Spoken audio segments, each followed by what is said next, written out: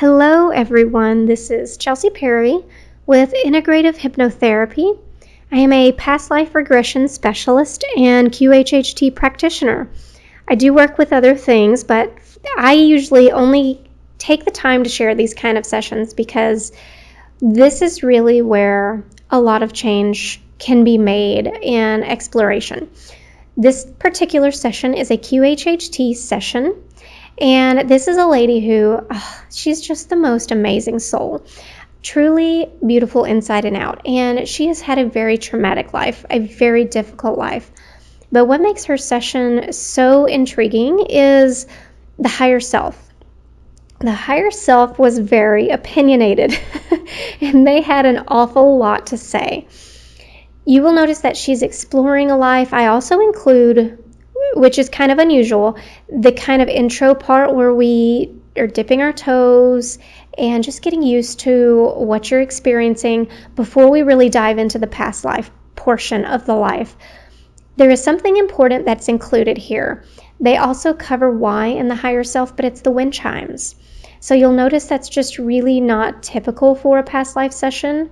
So just pay attention to that as you're going back and listening, and as you listen to the reasons why that's there, because it's just really interesting how everyone is so different in what they need to experience and how that message kind of really comes around to cover things that bring home the pieces and parts we miss in our day-to-day life. Now this session just goes through a typical life. It's nothing super different than you might experience, but everybody's is different, but this one is just kind of following along those standard lines. But then she goes on to experience her life review, which is really fascinating because there's healing included in that. She also goes on to experience her planning for the next life. This is really interesting because you will notice as a soul, even with still some of the trauma that we've experienced in a life, can filter through in the decisions we make and why we do the next one. So this may be harder to listen to in the sense of why she's making a choice for a difficult life going into the next one.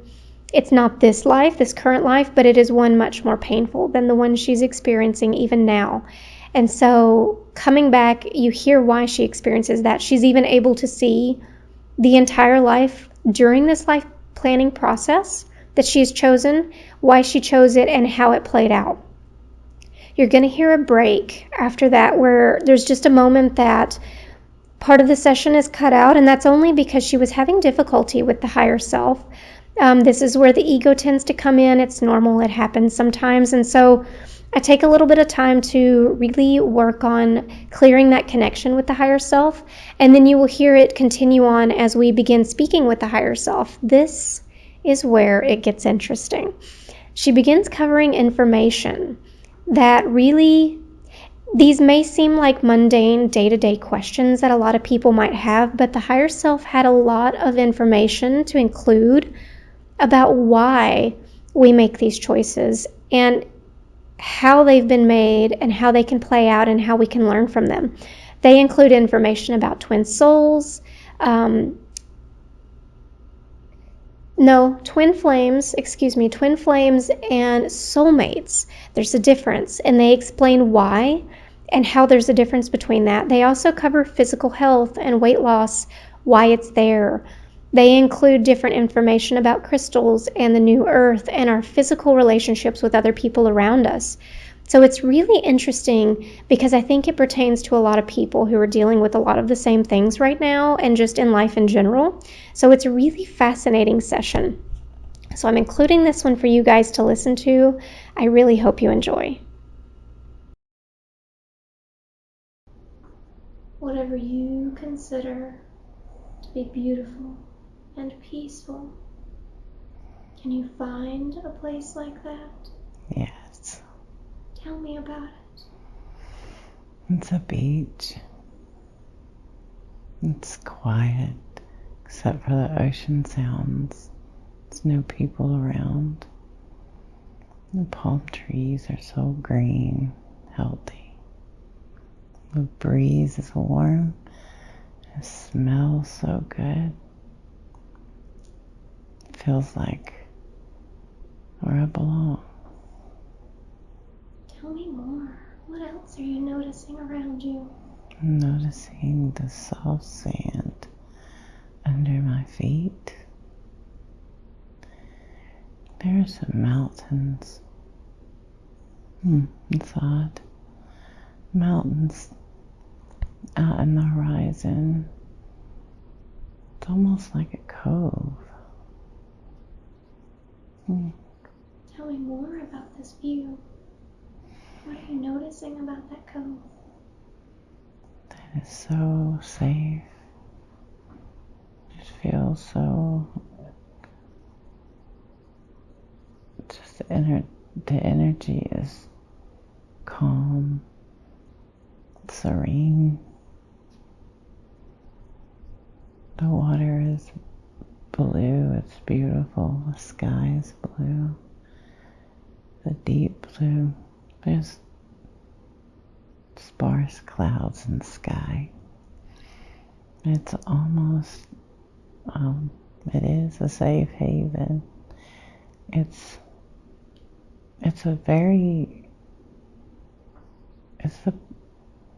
the closest place on earth that you can be to God. And when you look behind you, what do you notice?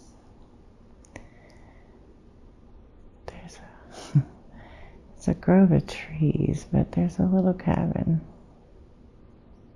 With a porch. And just openings. It was so breezy. Just breezy in it. It's a cute little cabin. Are there any other sounds around you?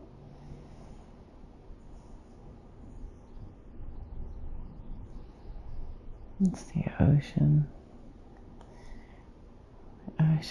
And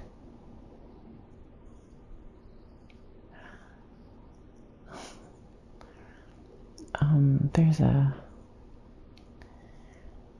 a wind chime on the porch of the cabin, and it's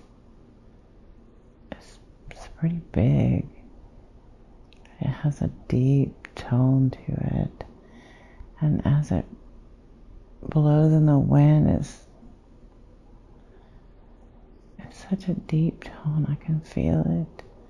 I can feel it in my chest. I can feel it inside my body when it sounds. What does that feel like as you feel that vibration?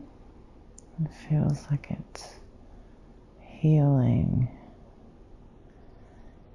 It's a good feeling frequency. It feels like it's clearing things out. What else do you notice around you as you're experiencing this? Comfort. Like it's all comfortable. The temperature is perfect. And everything is just beautiful. And I am happy. And are the wind chimes still chiming? Yes. And you still feel them? Yes. What else are you noticing as you're feeling that? That I can breathe better. Like I can relax. It's taken away all the worries. It's taken away all the fears. It just puts me in a good frame of mind. It just makes me feel as I imagine I'm supposed to feel all the time. I've got to stay here forever. It's a lovely feeling. At peace. Mm-hmm. Where there are no worries and no problems. Just peace and quiet. With that feeling, can you see the sky from where you are? Yes. And want you to look up into the sky and see if you can find a big, white, fluffy cloud. Yes. I'm going to ask you to do something that might sound a little strange. I want you to float up to that cloud and sit on it. And you don't have to worry. That cloud will hold you just like magic. Tell me what it feels like to sit on this cloud. It feels kind of funny. Like I'm on a cloud. It's comfortable.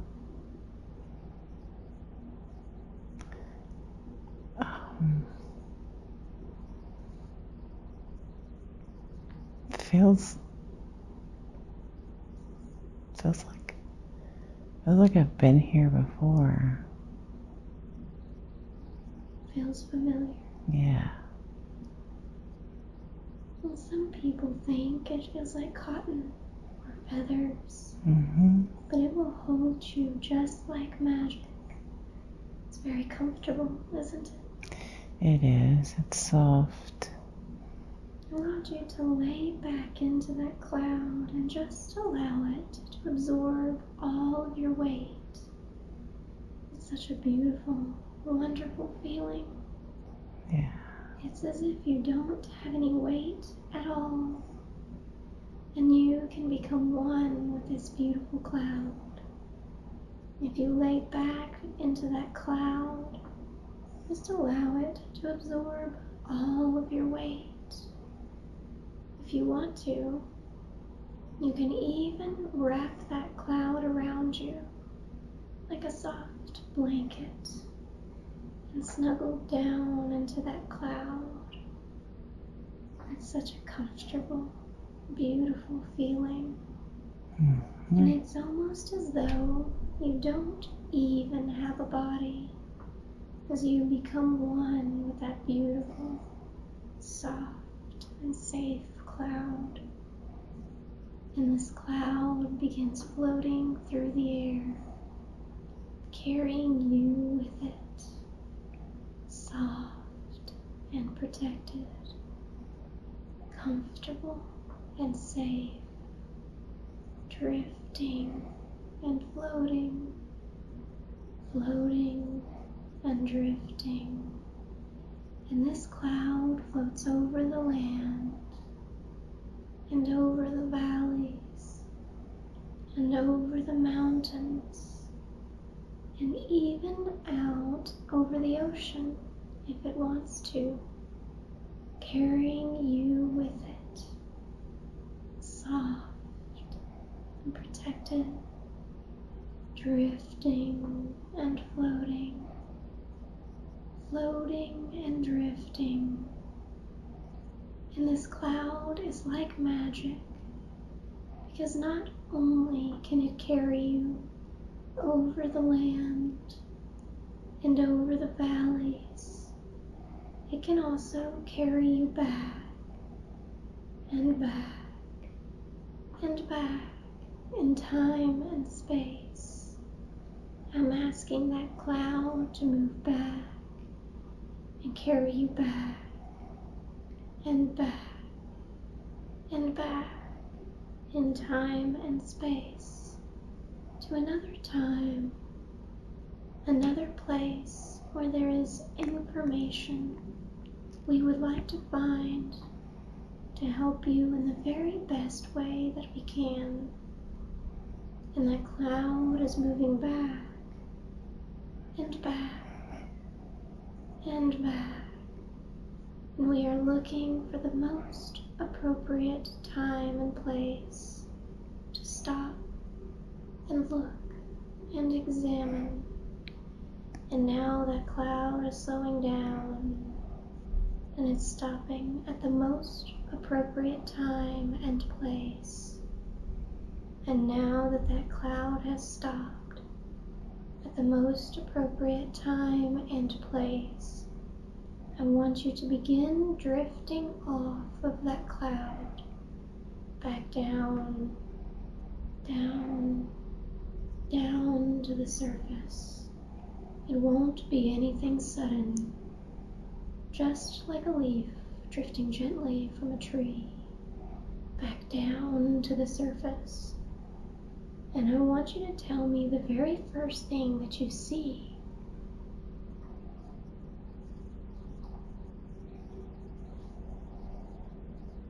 What do you notice? A man Tell me more. standing. It's tall. Can't see his face. And as it comes into focus, tell me more about what you're noticing.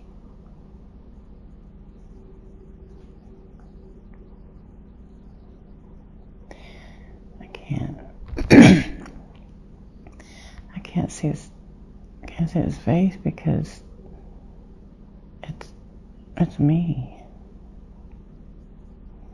Well, as you look down at your feet, what do you notice? They're big feet. They have blue jeans and boots. What do the shoes look like? Or does he just have bare feet? They're work boots.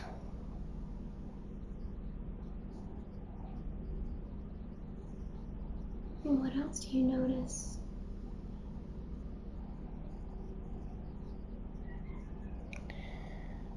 I'm moving in and out of the body. It's like I'm inside it and outside it too. Well, that's perfect. And as you look at the arms, what do you notice? Notice he has a long sleeve shirt on. He's pretty tall, big man, but he seems a little older, maybe 40s, late 40s. He's got a watch on. And what does the watch look like? Silver. And as you look at his hands, do they look warm? Yeah. They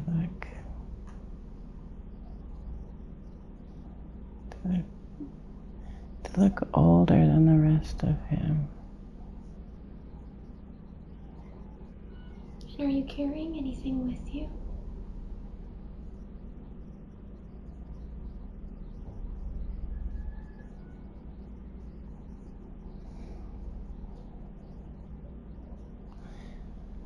I didn't see anything at first, but it looks like a backpack. Like an old, tattered backpack. More of a sling type backpack. And as you look around you, what do you notice?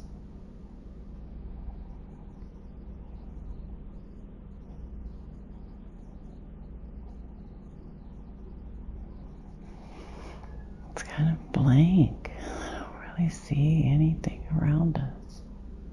Just it's like we're just in a cloud, not on the ground. Like it's foggy all around us. Well, as you're exploring and floating, the next breath you take, it will become clearer as it comes into focus. Do you hear any sounds around you?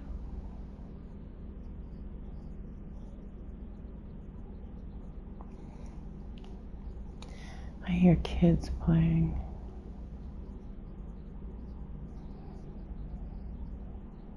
They're being loud,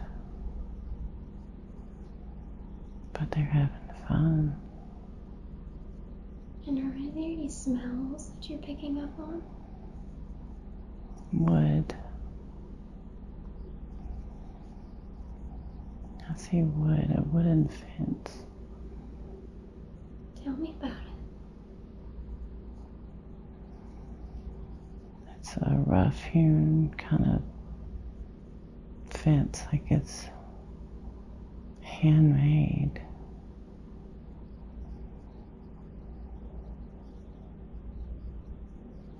What else are you noticing as you're looking around you? Dark green pastures. It's like the grass is thick, but I feel like where the kids are playing in the background, there's no grass. I don't see the kids though.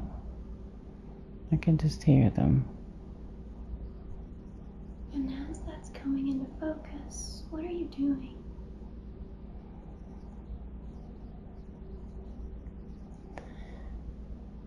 Just standing still.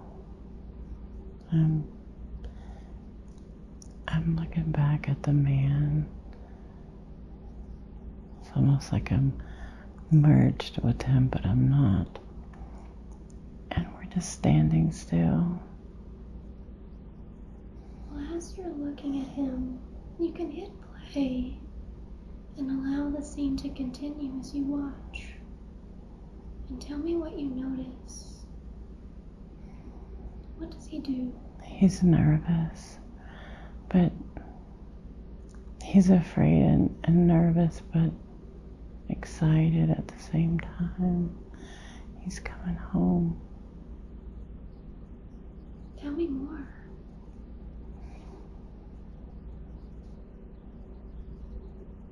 He's coming home for the first time in a long time. I don't know where he's been.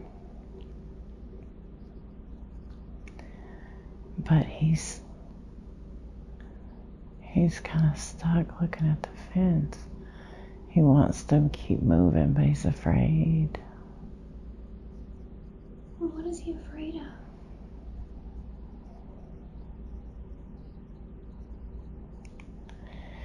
He's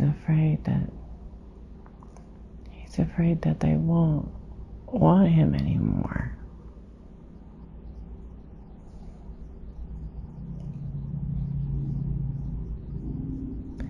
He's afraid he won't recognize people.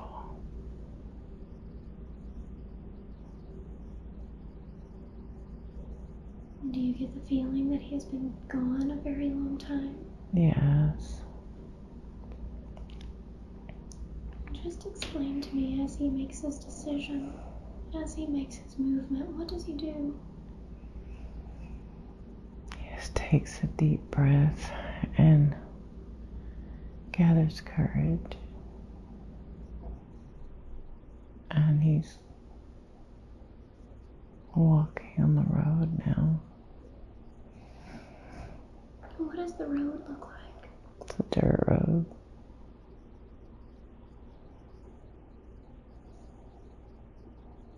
Well, what happens next?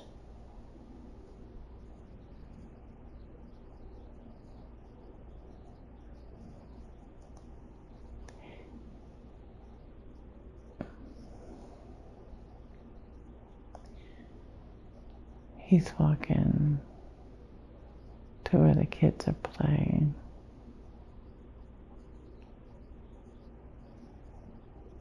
He sees the kids, but he doesn't recognize them.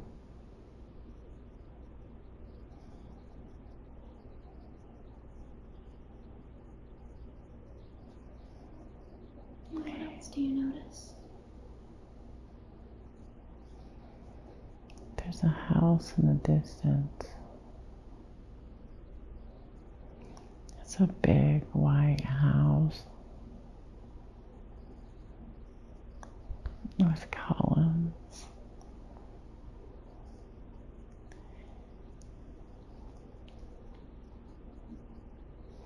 And does he recognize the house?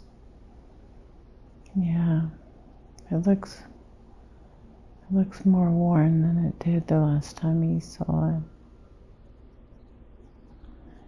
It makes him sad.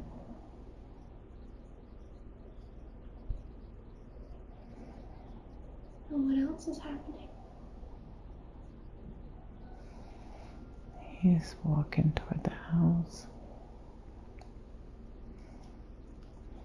He's kind of slowed down a little. Notice that the fruit trees. There's the fruit trees there that used to be so small.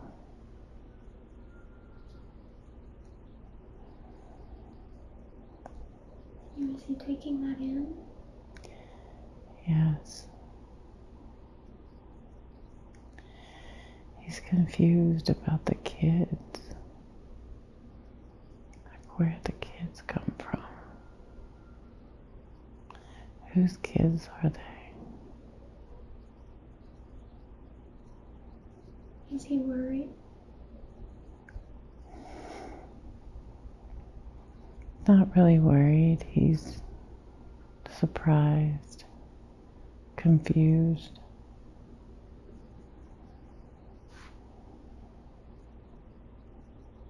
And as he gets closer to the house, what's going on? They think I'm dead.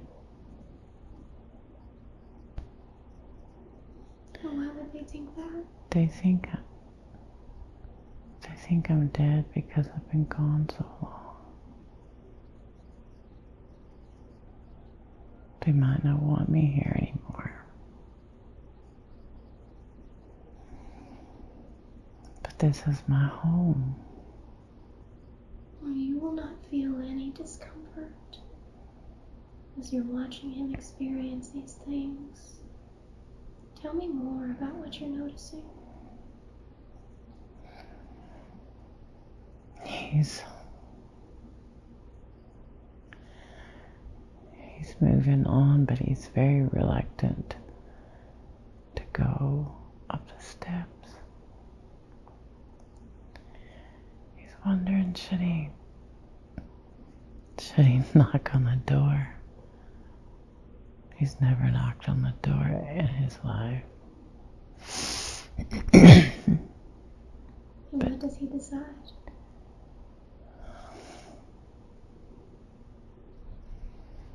He stops in front of the door, and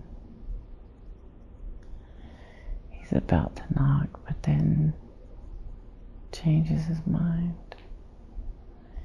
He just opens the screen door, and it's loud. He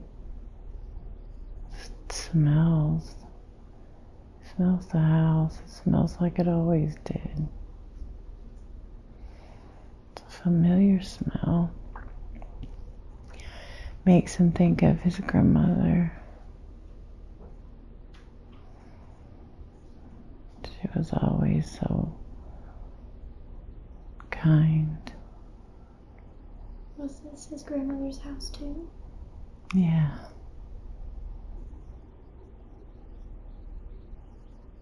And who's in the house now? He's not sure.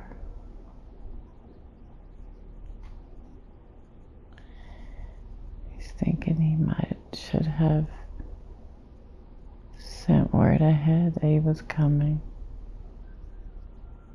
How would he do that? He would have written a letter or sent someone. There's no phone.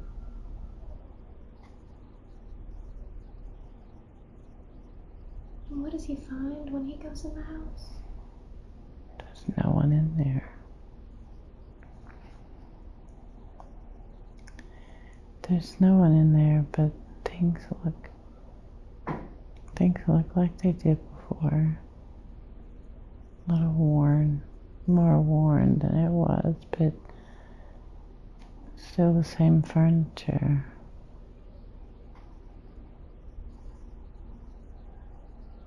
Does it feel good to be home? It does, but it's scary. He doesn't know what he's gonna find. He's wondering where his mother is.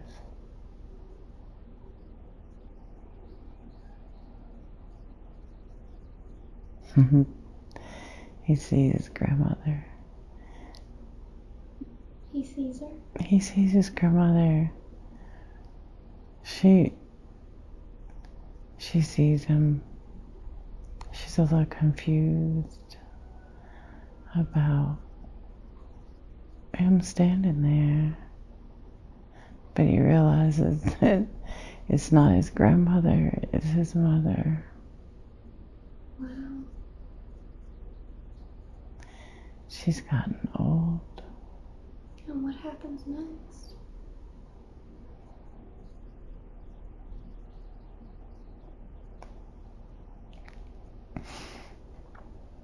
She's crying.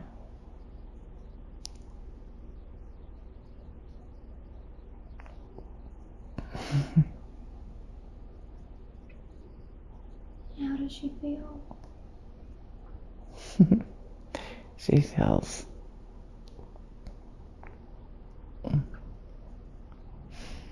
feels happy. And what does he do? He drops his backpack. He hugs her.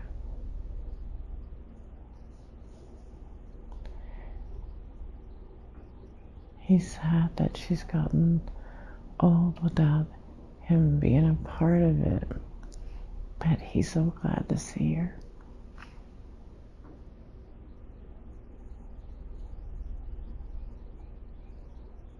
Tell me more. They're both crying.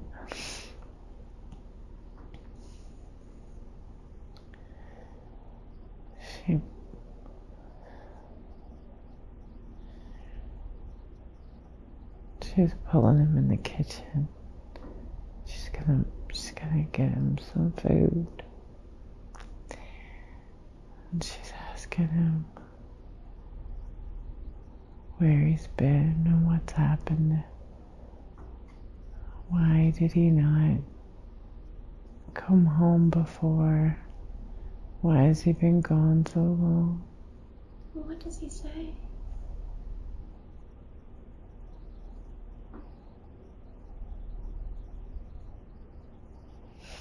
He's been in the war. He couldn't come home.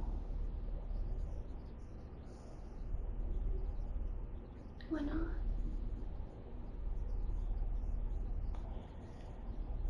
They wouldn't let him come home. And when he got out, he was too ashamed to come home. Why does he feel that way?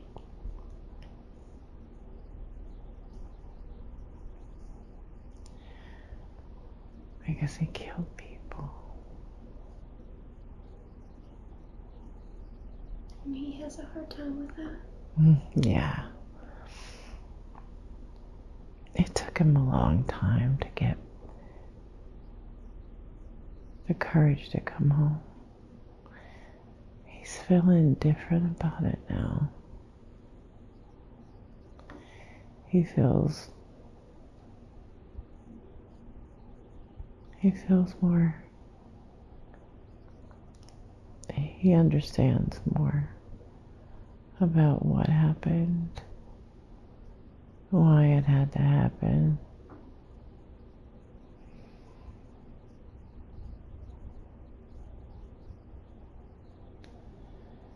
He had help.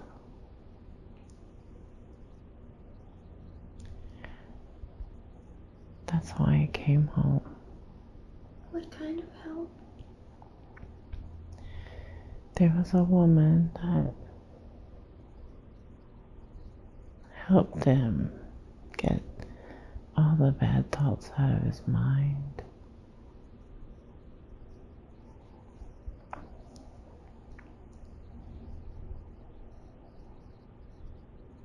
Tell me more about what's going on now that he's with his mother.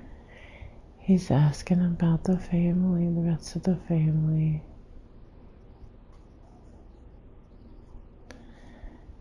He had a sister. Sister moved away. She didn't like it there. It was too boring. His dad died. He's sad about that.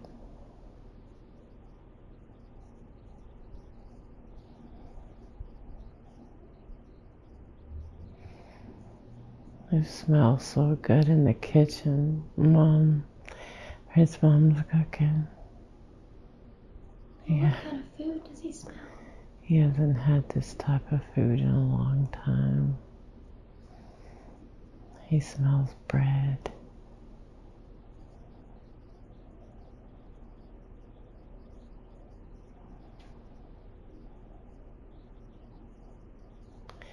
It's cornbread. She wasn't prepared to cook food at that time, so she just made some cornbread and he's gonna eat it with syrup on it. Does it taste good? Yeah.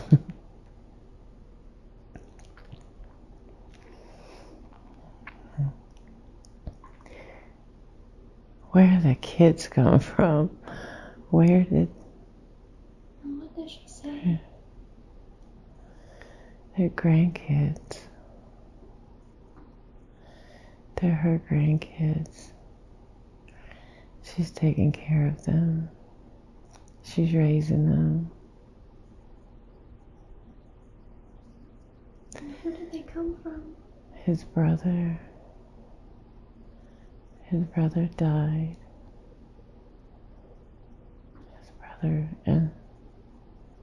His brother and his wife was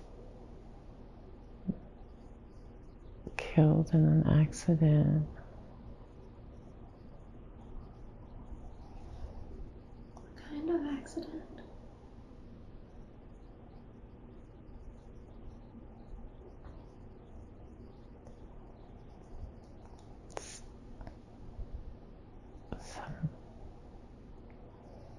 Some kind of vehicle.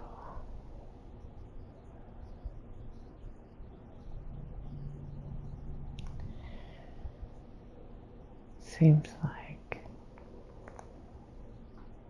I think it was a train, but he's confused about how that could have happened. And what does she say about it? The train hit them.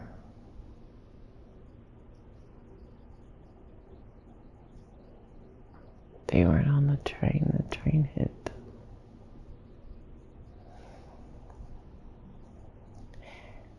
And they left 3 kids.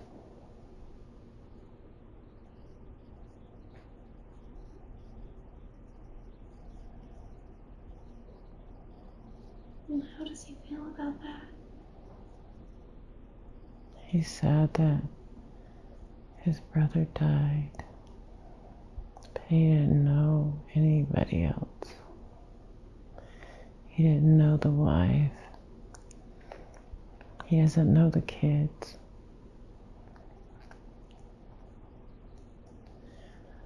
He worries about his mother taking care of the kids because she's so old.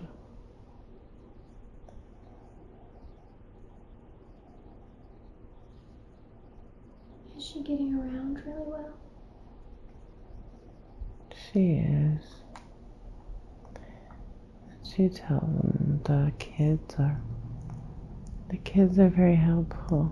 They're good kids. And what is he doing now?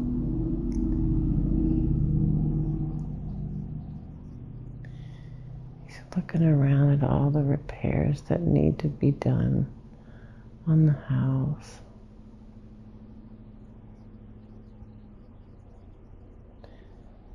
He tells his mom he's going to get started on it. She doesn't want him. She doesn't want him to get started on it yet. She wants to spend some time with him. She wants to introduce him to the kids. She wants him to sit and rest for a little bit.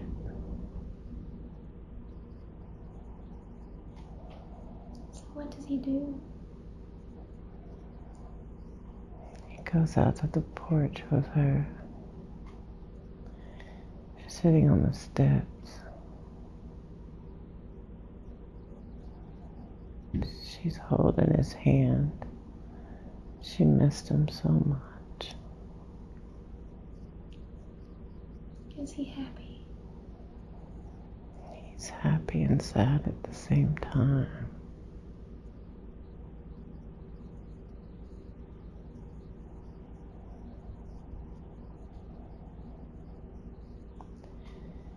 He's sad that his brother and his dad both are gone. They left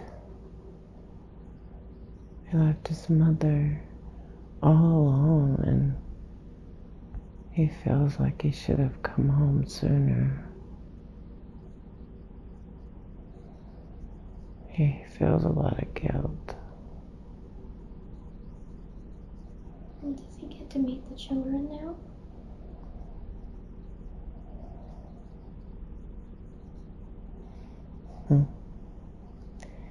They came running around from the back of the house, and they stopped really fast because they're scared because he's there. They don't know him.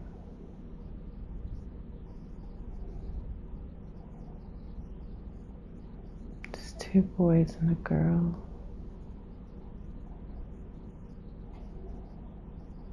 And what happens next?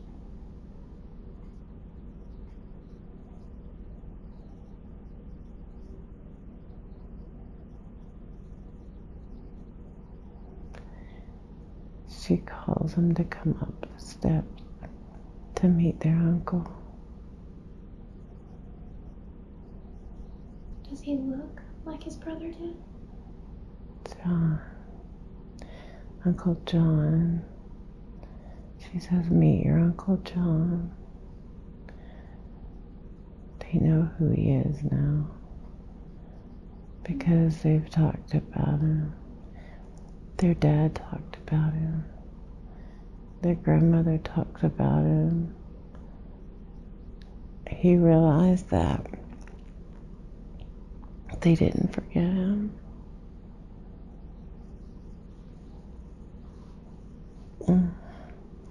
Makes him happy that they didn't forget him. The oldest boy is named Tanner. And who are the others?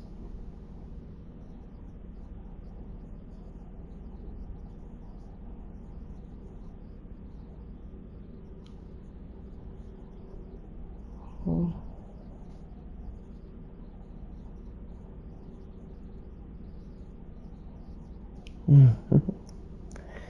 The girl is Melissa Grace. That's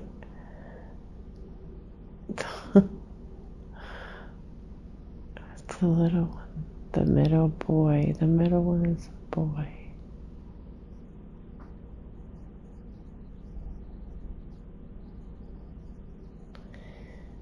Tanner just keeps talking. Just asking questions. And what is the other boy's name? The younger one. Tommy.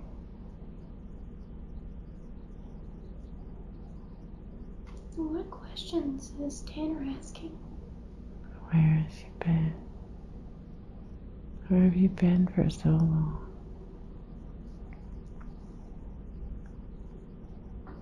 Are you gonna stay here?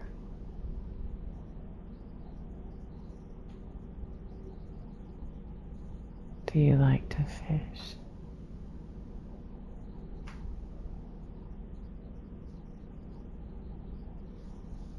Are you gonna help grandmother?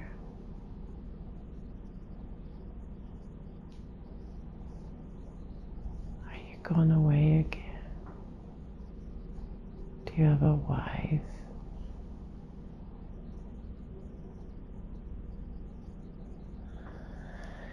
Yes, I do. He has a wife? Yeah. Because his mother is surprised. Why didn't you bring her? And what does he say? I didn't even know if I was going to be welcome. I didn't want to put her through that.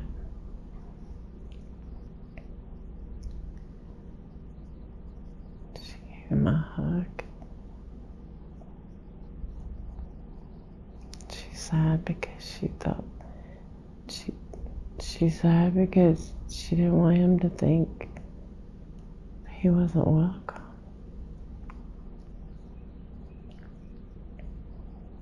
So what are they doing now? You're just hugging. Everybody's hugging. He said he's going to stay.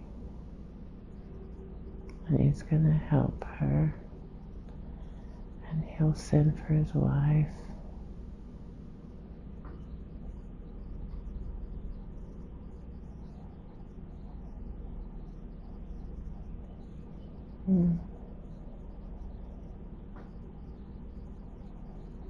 They're just having a reunion. That's all that's left. His sister just doesn't come home anymore. Why not? She doesn't like it there. She just left and never came back.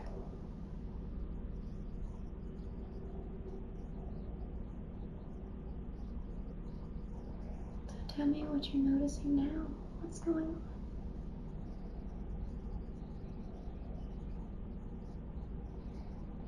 They're just sitting there, just looking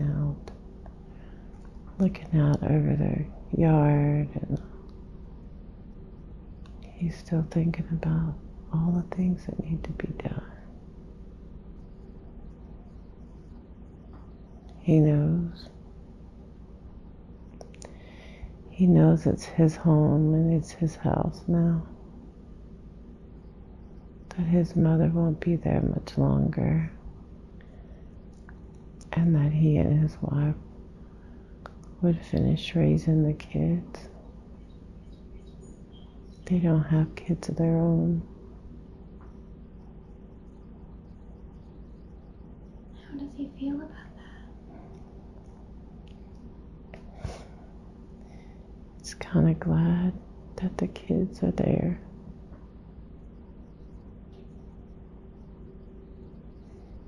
I don't think they can have kids.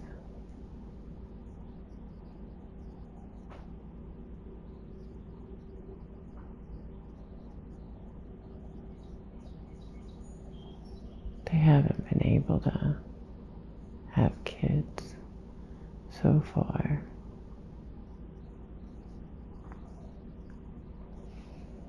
He hopes that she likes it there.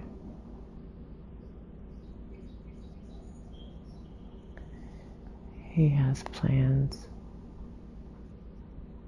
to change things around.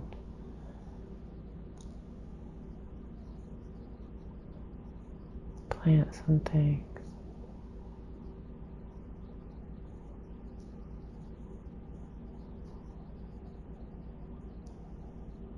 What else is he gonna do?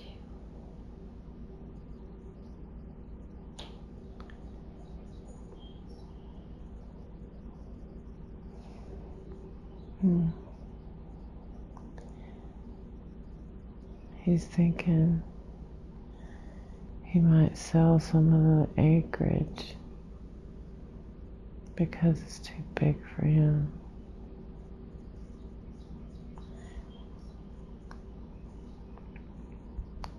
He knows his mother don't want him to do that. Why not? As it was land that her husband worked hard for.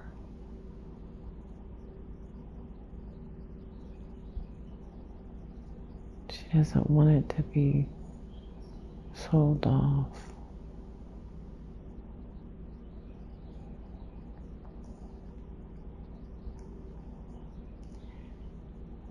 He's not gonna do it.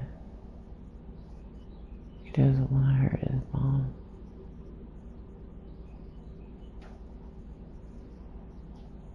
Well, now, while he's enjoying this place, I want you to begin drifting and floating.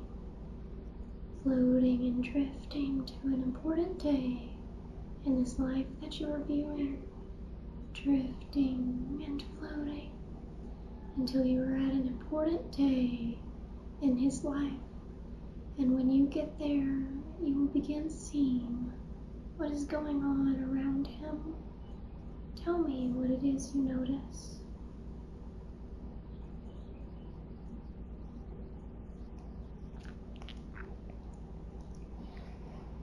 His wife is with him. They're all dressed up. Melissa Grace is getting married. He likes the boy, okay?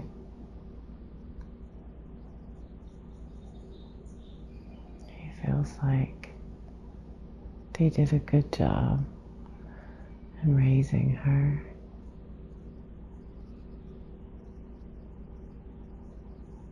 She looks so pretty. What else do you notice around you?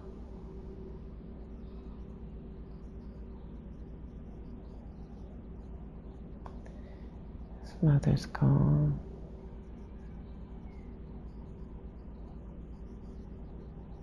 She's been gone for a while.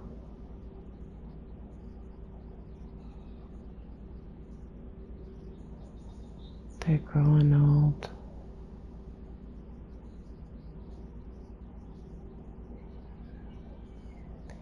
He feels healthy, but he's afraid that he's afraid he's not well. He's been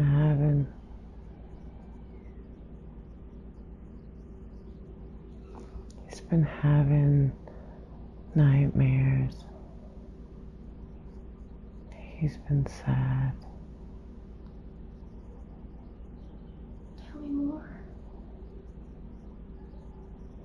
What are these nightmares? Nightmares about the war.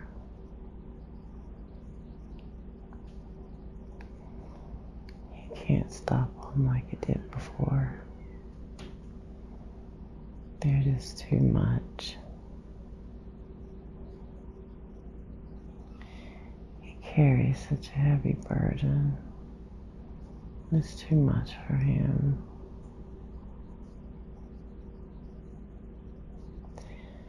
Elizabeth Grace was the last of the kids to leave the house.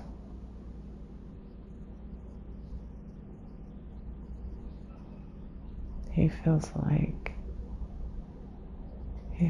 it's time for him to go. And does he feel it in his body or just in his mind?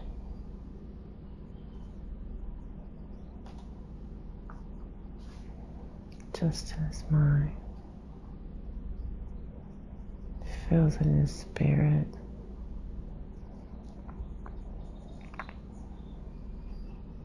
He's done. He's done all he cares to do in this world. Now that the last kid is out, He doesn't have a reason to stay. What about his wife?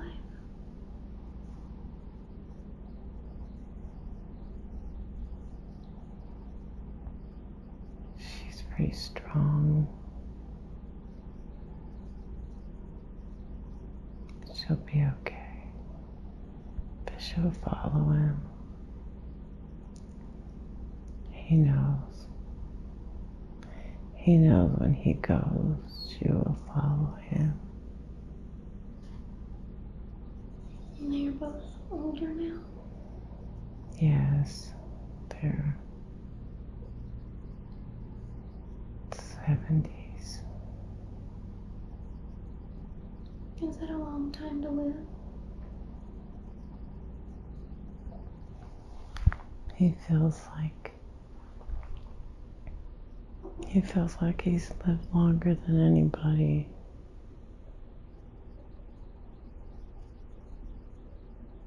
There's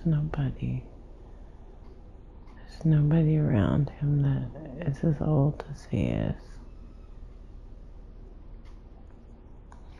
He knows he was just waiting till he got the kids raised. Did he enjoy raising the kids? Yes. They were good kids. They were already good kids when he met them. His mama did a good job.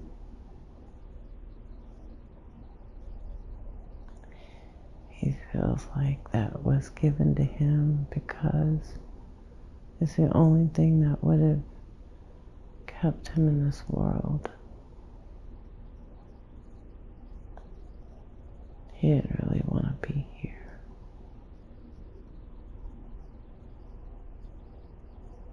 And what are you noticing around you now?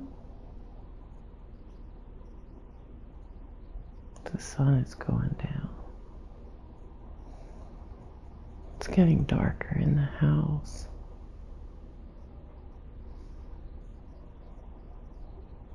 Everyone's gone. Is the wedding over? Yes. Everybody is gone. It's just him and his wife. How is he feeling? Relieved.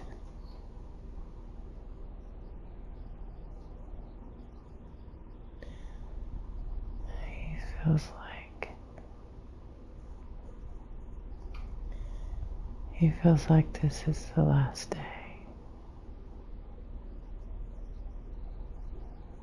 And he's at peace with it.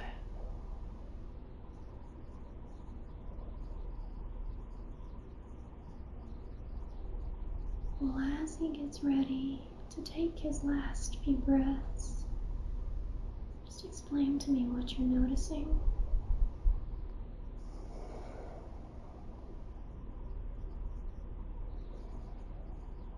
He's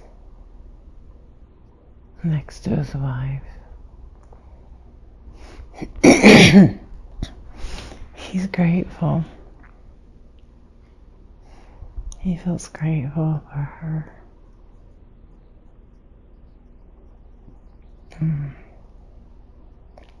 He has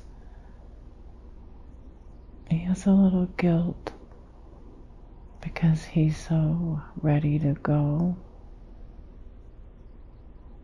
and he's leaving her behind. But he knows it's his time. Won't she follow soon, or does she have a while? She's gonna follow very soon.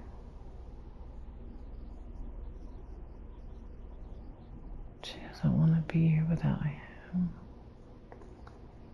They've had such a good life together. There's no reason for her to stay either. Well, as he's taking his last breath, he will not feel any discomfort. And as he's looking back down, what does he notice? He He notices how beautiful his wife is. What is he seeing now from his perspective? He's seeing everything. He's seeing everything at the same time. He's seeing the past and the future. He sees everything around him. And as he's looking at that life, he will be able to see the purpose of that life. What was the purpose? His purpose was to suffer and still be able to help his family. He was supposed to get through. He was supposed to get through the suffering, but he knows that he was only coming through it because of his wife. She kept him calm. She helped him to forget, but he never got over it. He feels like he failed in that aspect. But there is a lot that he was proud of in the life. Was there anything he had meant to do but wasn't able to? He wanted to have kids of his own.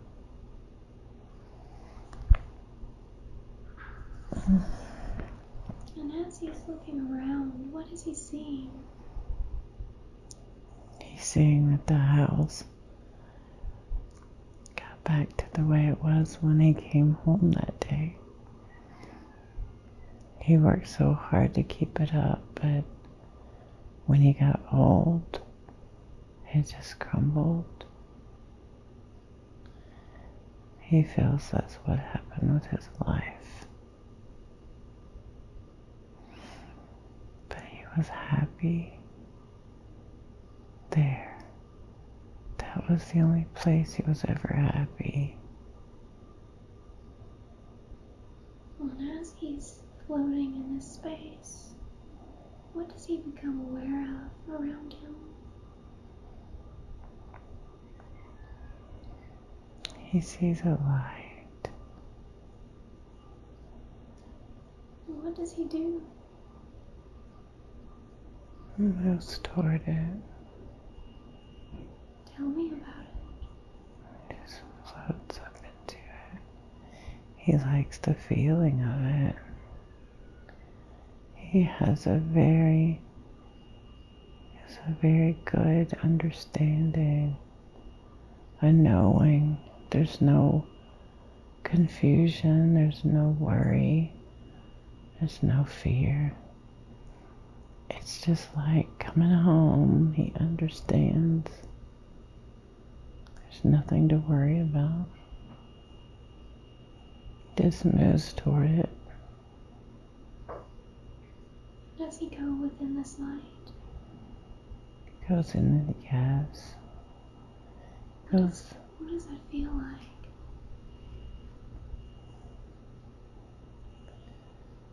Feels warm and comforting.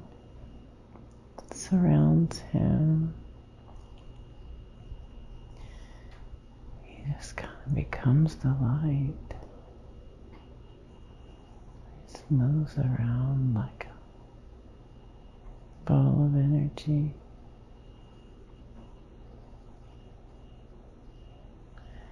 He feels like he's done this so many times. It's his favorite part.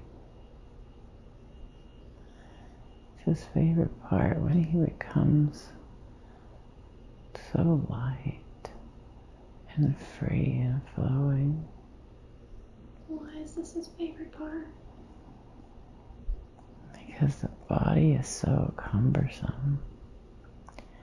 being in a human body is suffocating to him. So he loves it when he comes out of it and he can move around like he's supposed to. And now what does he do that he can move around?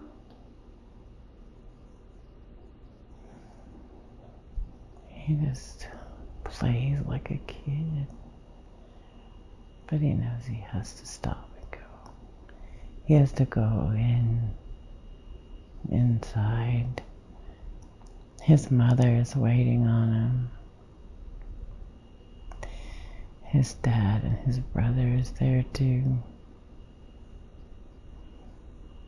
They all just hug. They're welcoming him home. He likes being able to move around and fly around. He thinks he's like Peter Pan. It feels good. Yeah. What is he doing now that he said hello?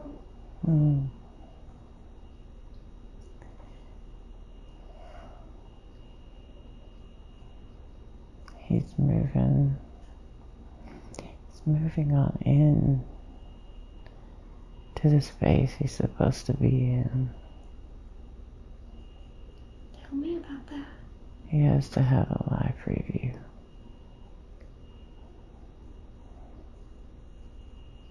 Take me through what that looks like for him. Is there someone there with him? His mother is there. That's his guide. He doesn't really want to do this life review, but he knows he has to.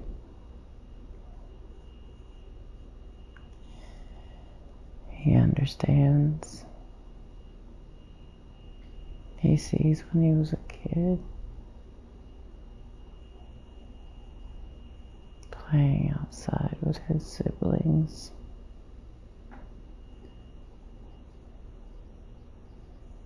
He pushed his sister down. He feels bad about that. So he helps her up. He got her dressed dirty and it made her cry.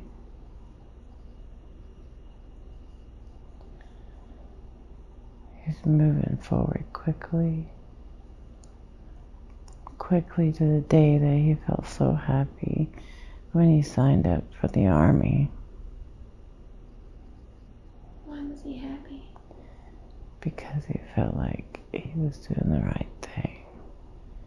He felt like that's what everybody was supposed to do.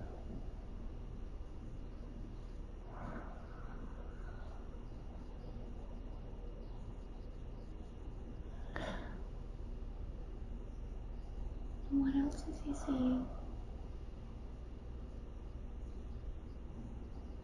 He's seeing the people that he killed in the war. It's all slow motion. He sees it in their eyes. The fear he calls them.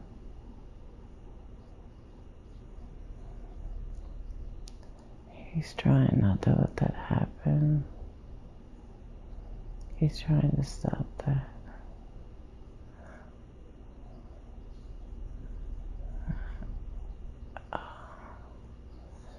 He can't stop it. So just resigns himself to seeing it.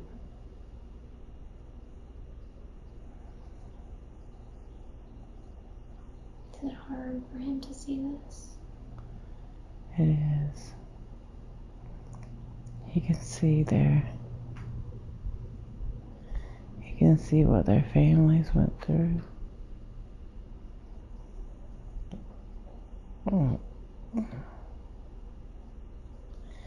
That's very painful for him.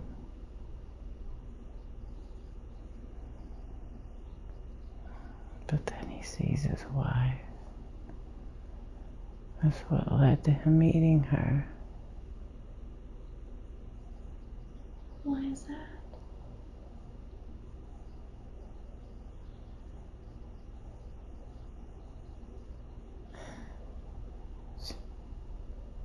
She saved him. She saved him from killing himself.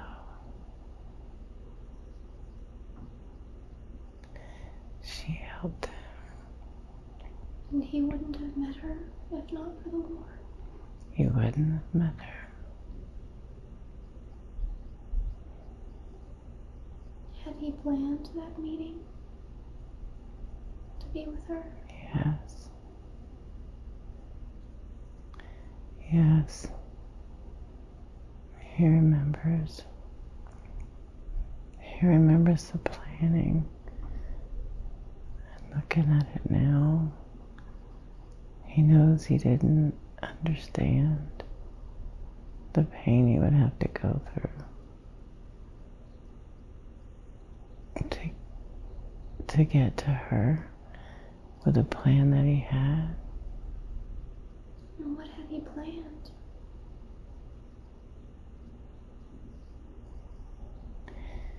He planned going to the war. That wasn't his life plan. And he regretted that because that was so painful. It was painful when he was going through it, and even afterwards, he realized that he never got over all that, and that was the big thing he was supposed to do during life, was get over that, get past it, learn to deal with it. But he never did. How was he supposed to get past it? He was supposed to heal from it. He was supposed to understand why it was a part of his life, why it was necessary. But he never did. He always felt like it didn't have to happen. He always felt like it was useless for people to go to war. He couldn't get to the point where he was okay with how everything played out. So he feels like he didn't fulfill what he was supposed to do in this life. But he thinks he'll plan a better one next time. Tell me about that.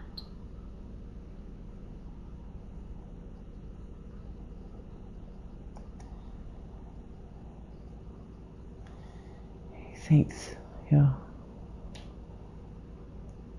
thinks he'll have a whole different life next time. But he knows he has to learn that lesson somehow. But he's trying not to make things as hard on himself next time. Is he still going through his life review? He's finished. He finished with his wife when he was seeing her. So what is he doing now? He's just resting. It's not doing anything.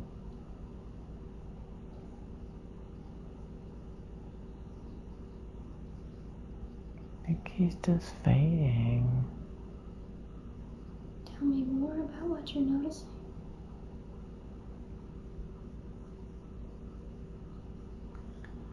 Emptiness. There's nothing. Well, as he starts to plan his next life, what do you notice?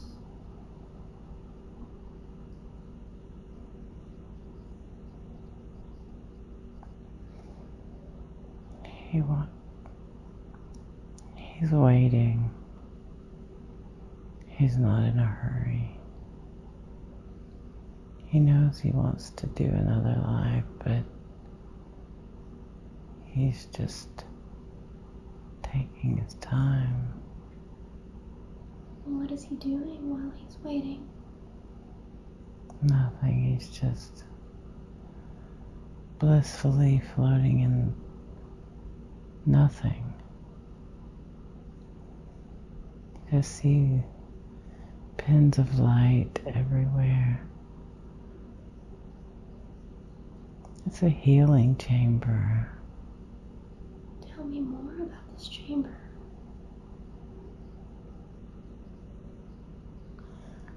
It's just a place where you're weightless and you're just floating around. It's almost like a little bit of pressure. There's a little pressure in the chamber where you can feel that it's there. It's designed so you'll know you're in space, but you're inside a chamber. See these little pins of light everywhere. Those are helpers. And what are they healing in this chamber? They're healing the pain that was caused in the last life. That he was having trouble getting past.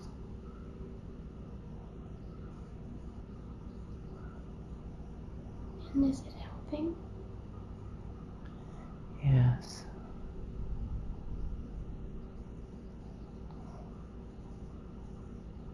And what else do you notice within this chamber?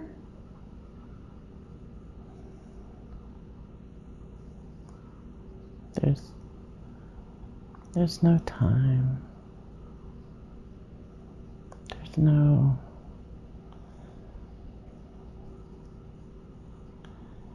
There's only happiness. There's only good. There's a purge of all the pain. Just kind of comes out and he looks at it. He's just watching it. It's almost like a cloud in front of him. And just move it away with his hand and watch it disintegrate. And the pins of light are getting brighter. Is that helpers removing that pain? Yeah. They're coming nearer to him because he's ready to come out. Tell me about this process of removing him. What happens next? They all gather closer to him, and the light gets bigger. Just engulf him in light. And they just move out with him. He's just floating in their light. What does that feel like? It feels wonderful. feels like just being free of everything. So energized. It's such a safe and warm place to be. Just full of love. But they're taking him to. They're taking him to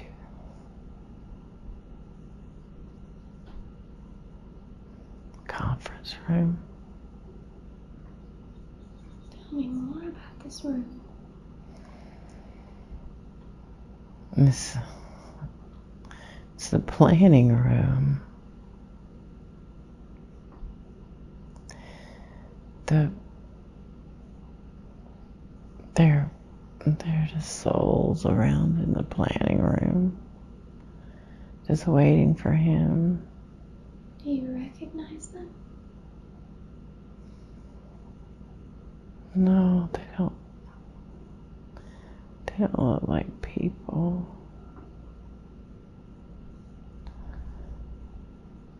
It's just like balls of light. And what are you doing now in this room?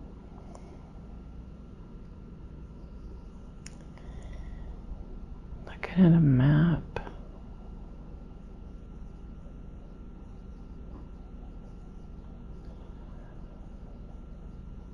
Figure out where to be next time.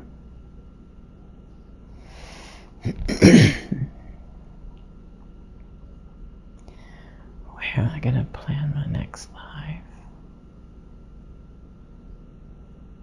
And what does this map look like?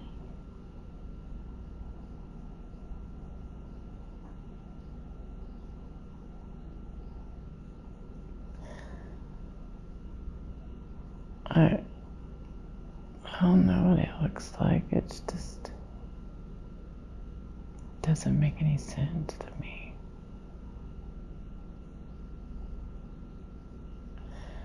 It's not big, but it's supposed to be like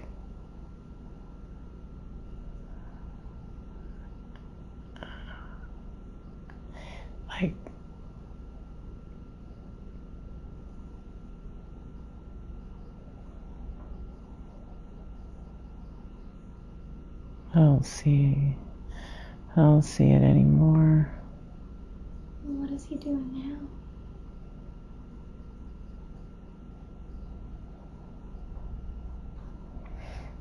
now? It's just sitting. You're floating. Nobody's sitting there, all just floating. And what is he deciding on? He's decided not to plan another life right now. Well, why not? He doesn't feel like he's ready for it.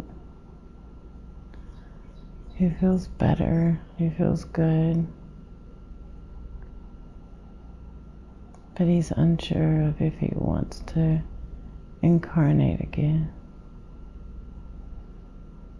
He wants to. No, he's not sure if he wants to incarnate on the earth again.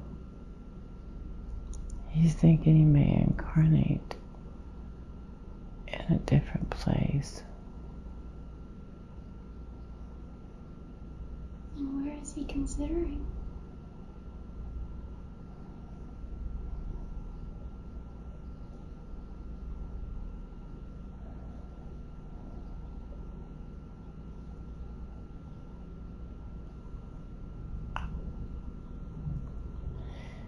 I don't know what the name of it is. What do the helpers say? Can they tell you the name or the place?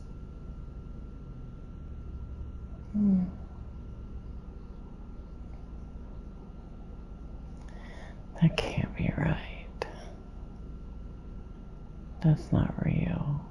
What do they say? They say it's Andromeda. But I don't think that's right. And what does he decide?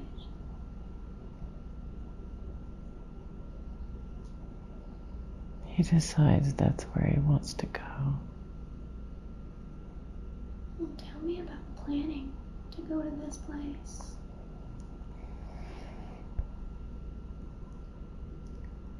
He wants to be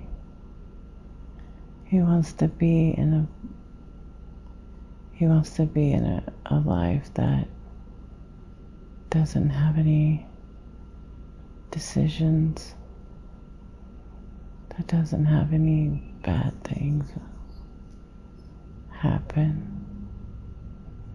The only thing he can do is vegetation. He wants to be a plant on the other planet. It's a short life, but it's not traumatizing like the last one. And what does he hope to learn? Patience.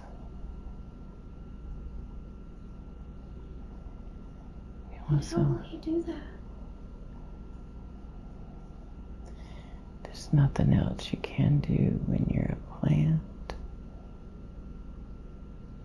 All you have are your thoughts. All you have are what comes by. There are no worries. There's no worries if something happens. You come right back home. But it helps you to rest and to think and to learn patience. And he is ready to learn this. Yes. So what does that planning look like?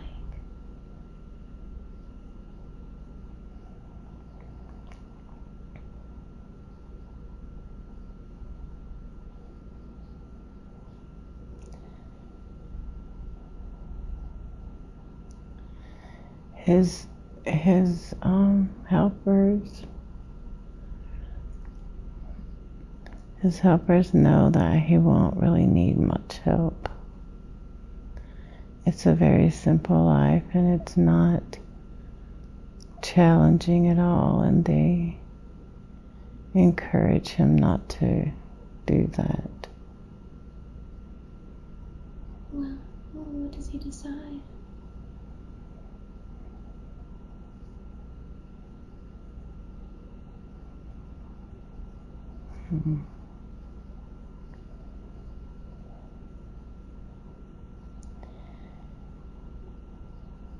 He decides not to do anything right now. Was the planet already formed that he was going to be? Yes. It's already formed. There's no people. It's only vegetation. And there was no one already being the planet? There's no humans. There are live beings. There's no humans. Humans are so archaic. And did the planet already have a soul if he was going to come in and be the soul? Yes. How does that work?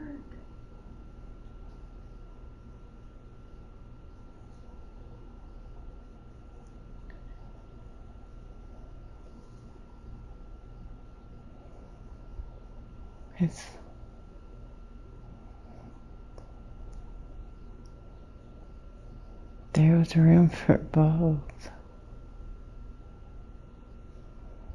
I don't understand that.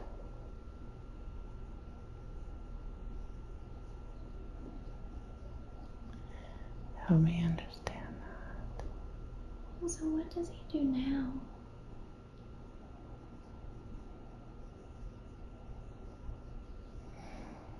He feels like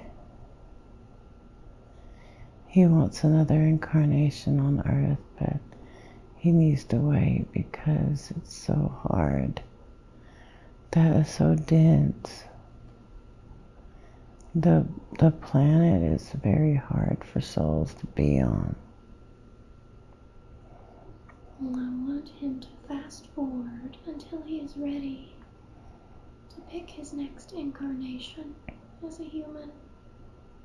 And as he is getting ready to finally pick his next incarnation, tell me what you notice.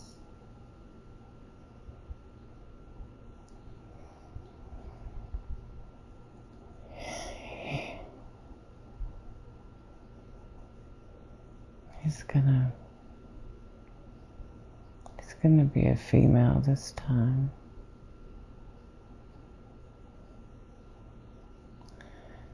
And he's looking at parents. What parents does he want?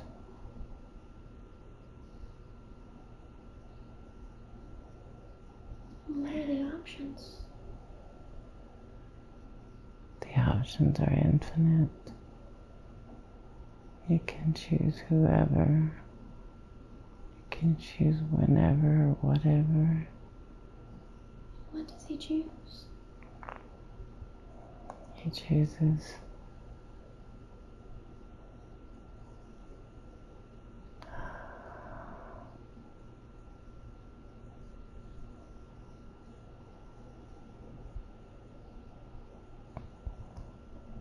what?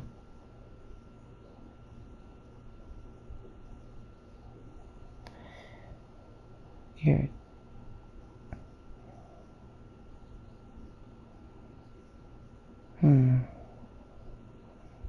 I'm not getting it.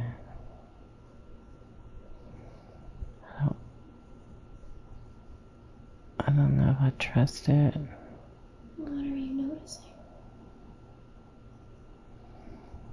That he's chosen to reincarnate as a slave. Tell me more about this decision. He feels strong right now. He feels like he could do anything. He gave himself time to heal, and now he can do the tough part. And what does he think he will learn from this?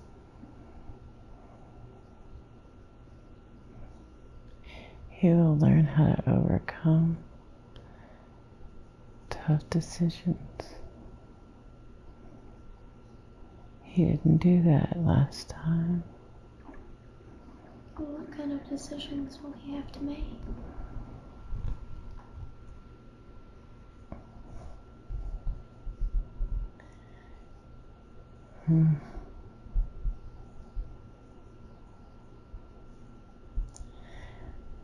He feels like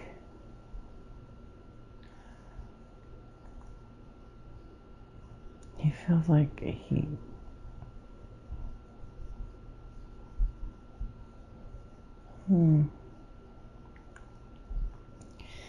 He feels like it's a hardship, and he deserves the hardship because he killed people in his last life. What will this do for him?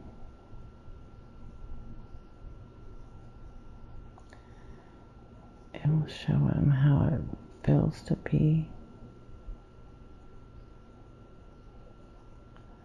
It will show him how it feels not to have any control of himself. And what do the helpers say about this decision? The helpers think it's a pretty tough decision.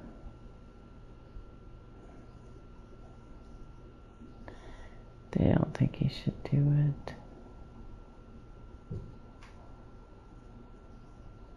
And what does he decide?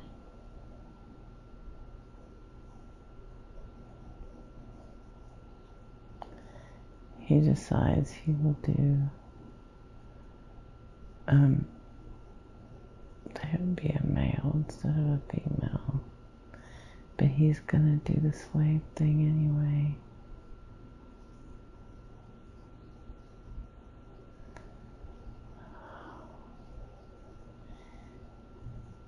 I think he feels like he deserves that bad. But he don't. His spirit team is telling him no.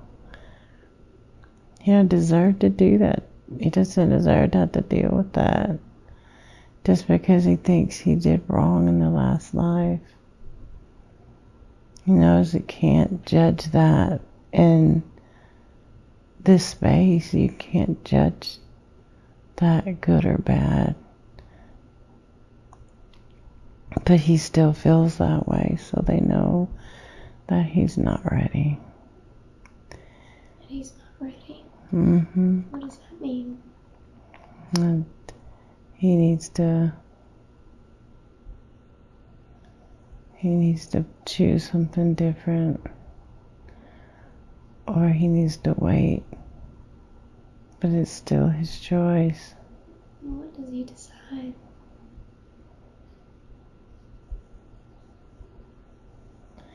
He decides to go ahead with it.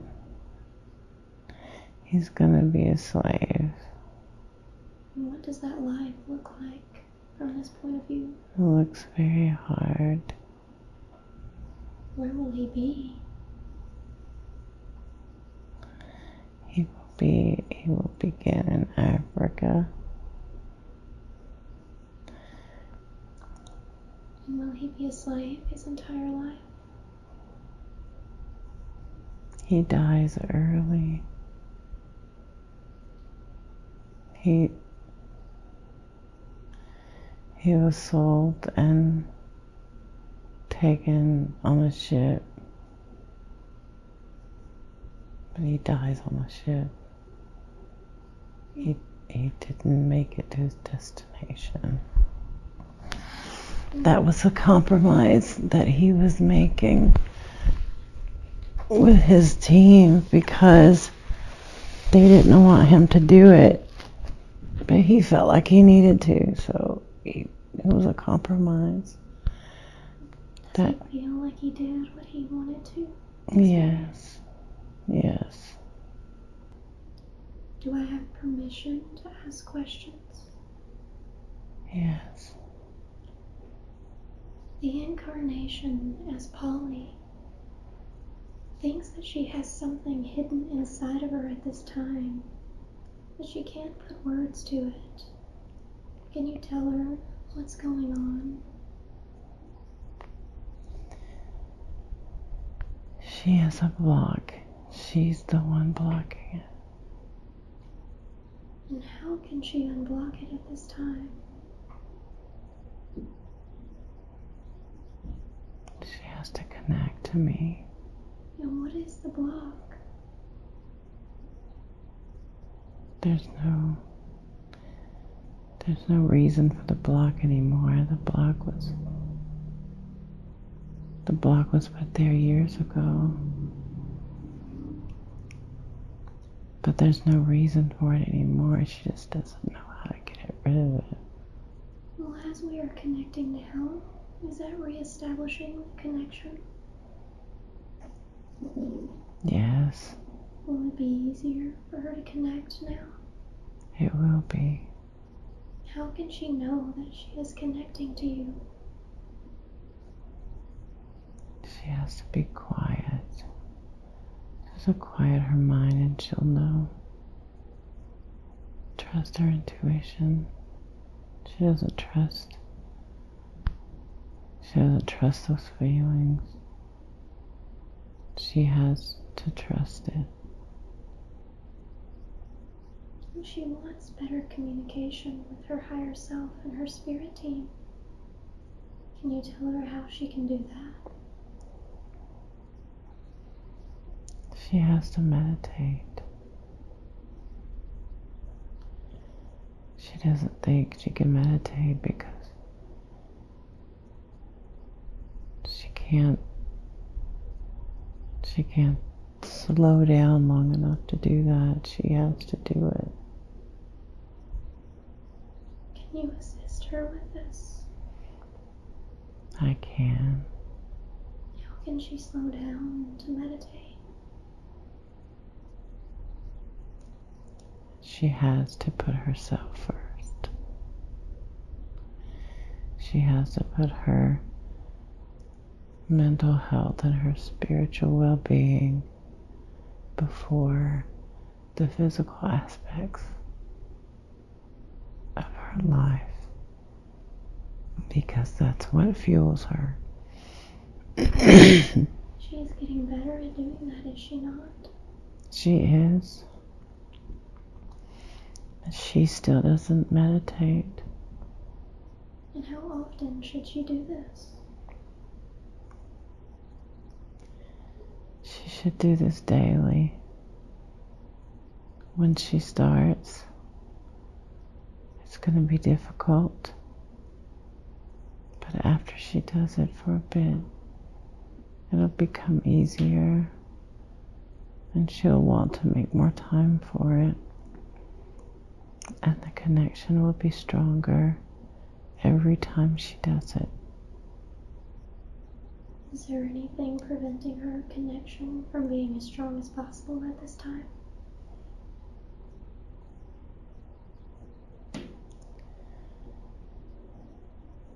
She has trouble believing.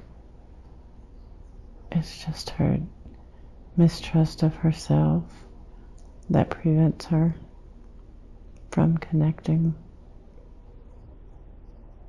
Well, she wants to have the ability to channel better. How can she do that? Meditate. When she starts to meditate, all aspects of her spiritual life will be open to her. All the things that she knows, some things that she doesn't know she has the ability to do will come through. Can you tell her more about that?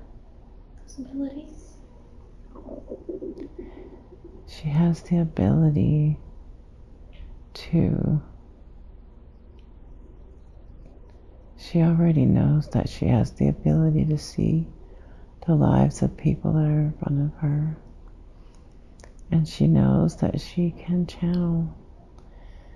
But she doesn't understand that she can know these things without effort. She'll know when she is supposed to be talking to someone when she's not. She knows this to some extent now. The thing that she doesn't know is the clairvoyance that she has. She hasn't experienced this yet, but she's very strong. Can you help her with that clairvoyance now? Show her what that feels like, or help her open it so that she may utilize it when she is ready? Yes. And how are you doing that? Showing her how to open her mind. Showing her what it feels like. And she will remember this? Yes. And is that what is happening when she sees patients? When she feels like she channels on occasion? Yes. How does she do that more often with her clients or in life in general? Just to understand that it doesn't come from her brain, it doesn't come from her mind. It comes from her heart. She opens it. And when she knows that she wants to help them, she opens her heart and the channel comes through. When she learns how to connect with her heart and not her brain, not her mind, she'll be able to connect anytime she gets ready to. She wants to know if she is still being driven by her trauma. Very much so. Very much so. But it's not a bad thing like she thinks it is. The pain of the trauma, she has learned to work through. She has worked through the pain of the trauma. But the lessons of the trauma is what drives her now. And that's what helps her to do a better job at what she's doing. It helps her to connect with the people that come to her. So she just needs to know that it's not, that being trauma driven isn't what it seems to be in the language that she's using. It's a good thing that she is being trauma driven. Can you tell her more about that? Was that part of her purpose coming in?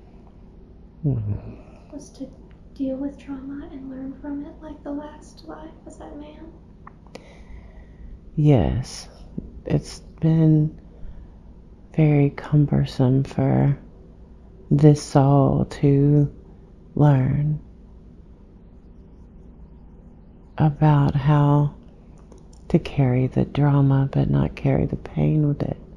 The drama as well.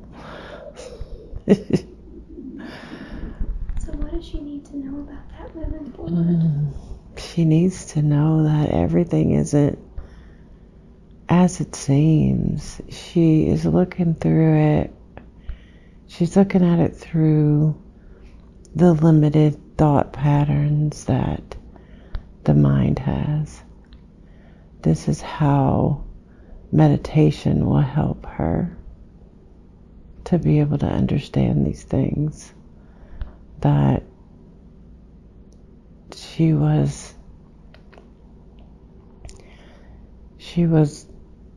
put through all the hardships and all the sadness and all the difficult times, because when it was pressing down her ego, it was allowing her heart to grow, because what she was learning was not what she didn't want to happen. It was what she did want to happen. She wanted to feel love, and the best way to feel love was to give it. So that trauma was growing that ability to love and to feel love, but now she can't accept it. Can you assist her with accepting love so that she may experience that more fully in her life? I can assist her, but she has to let go of that in her mind. She has to learn a different way of viewing it. There's not a right way or wrong way. There's only pathways that she takes to get what she thinks she wants. But she's not thinking deep enough. There's no way to get there through the mind and through the thoughts. You can only get there through the heart. She has to learn to keep her heart open more and not let it close for herself. She tends to love more outside of herself than she does inside. So once she finally gets that, she has a love out there, but she's not ready for them because she doesn't know how to love herself. And so can you assist her more with loving herself and teaching her that from the heart so that she feels that love and can be ready? I can. So when will she be ready for that love that she's been searching for? It can be pretty quickly if she works on the things that she needs to work on, starting with the meditation. And does this trauma affect her weight? It does. Can you tell her about that? It's the thing that she doesn't want to let go of. It's the thing that she doesn't want to face. And what is that?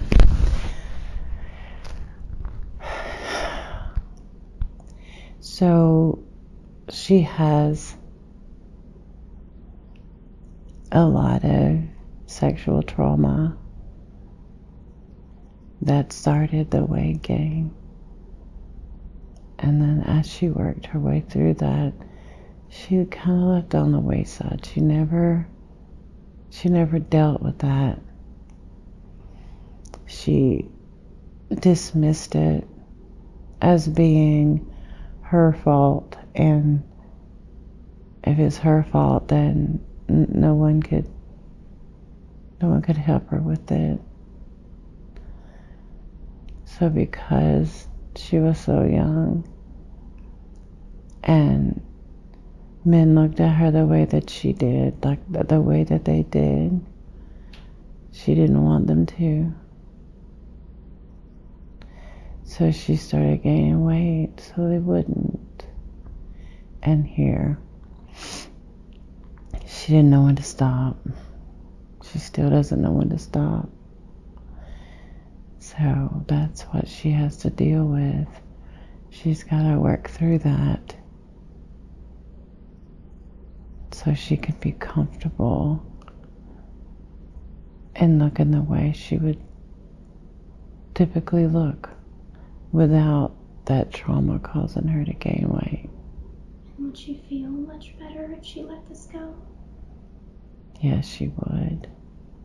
She would also have much better relationships, more meaningful relationships. Is this why she's had such difficult relationships in the past? Yeah, she's been looking for something her whole life, and she's never been able to find it. But she's been looking for it in the wrong places. She's looking for it in different people. She's trying to find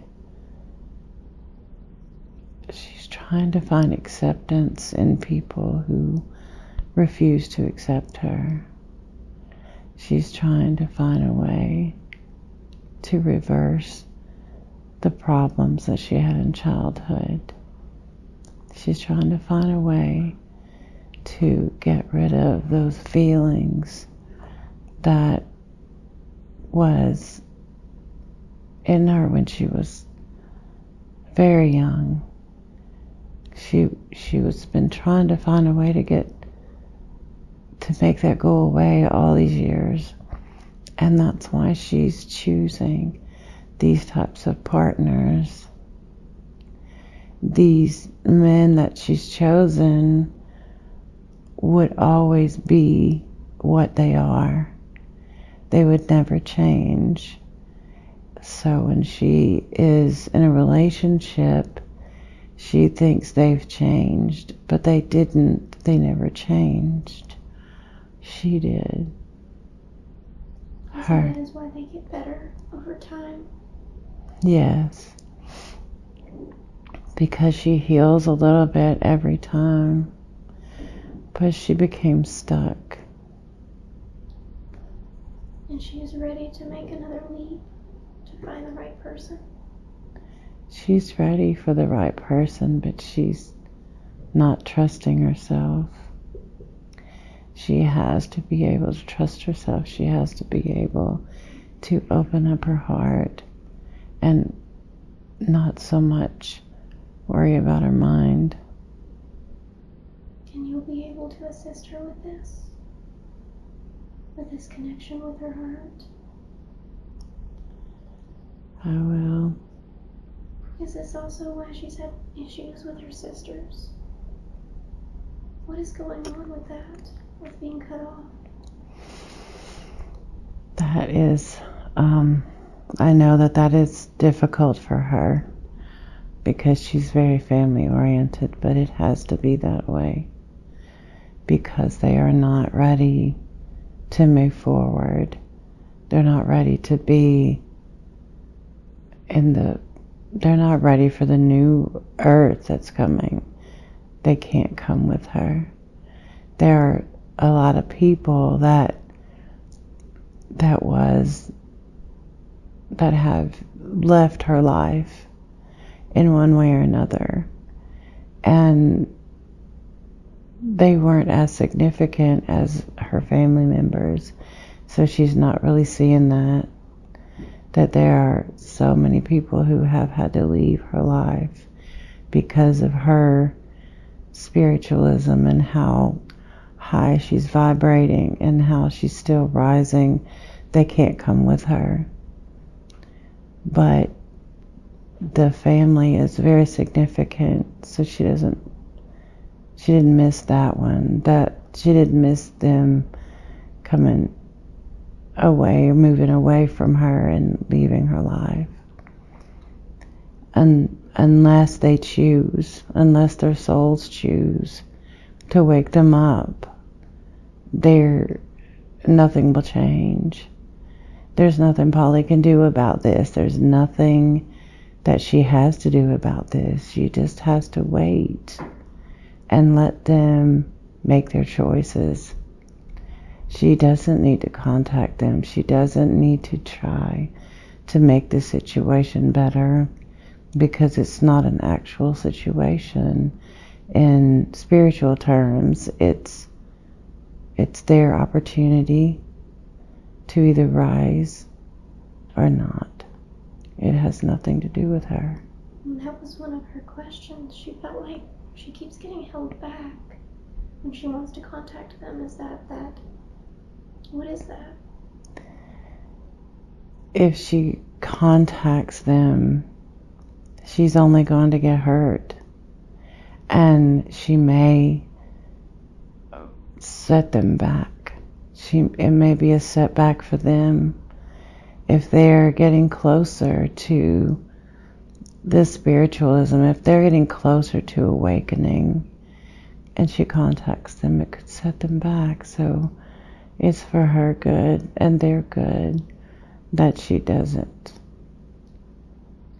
She wants to know about twin flames. Can you tell her about this and that love that's coming for her? Are they connected? There are twin flames. Sometimes they come together and sometimes they don't.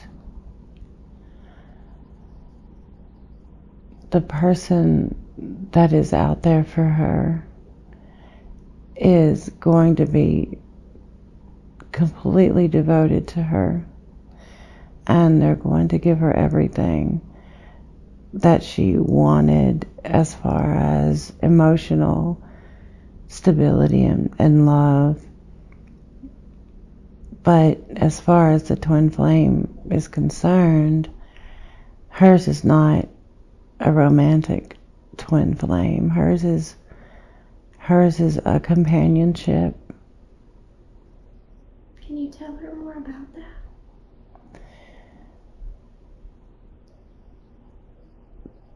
that? The way that your life is set up, as far as going through the learning process of relieving yourself from the trauma of your childhood, going through several marriages and several other long-term relationships that did not end in marriage, then the twin flame for you had to be a companionship and not a romantic one. You have a soulmate that is there for you, that's going to be coming to you and is going to be providing everything that a romantic twin flame would have. But the twin flame dynamic is not the most pleasant dynamic when it comes to human behaviors, because you have to fight and you have to hurt one another in order to teach one another. And that's a very simplistic way of putting it, but that is good enough for now. So why is twin flame so romanticized in our society if it is not such a great thing, even if it is for the greater good? Because everyone wants to think that they have a connection that's strong. Everybody wants to think that when they get with somebody, especially early in a relationship, that is how their relationship is going to be.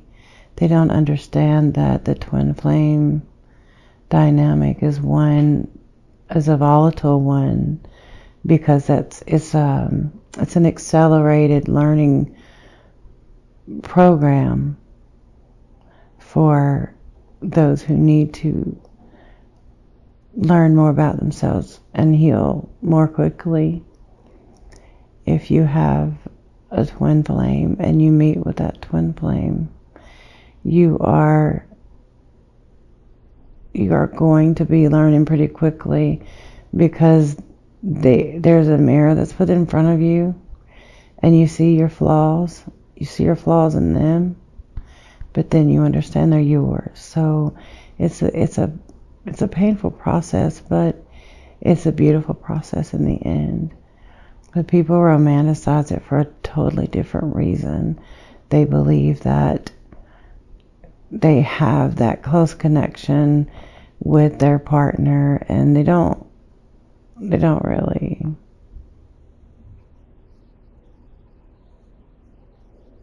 And she will meet her twin flame, but more of a friendship, and will it be less volatile? She already has.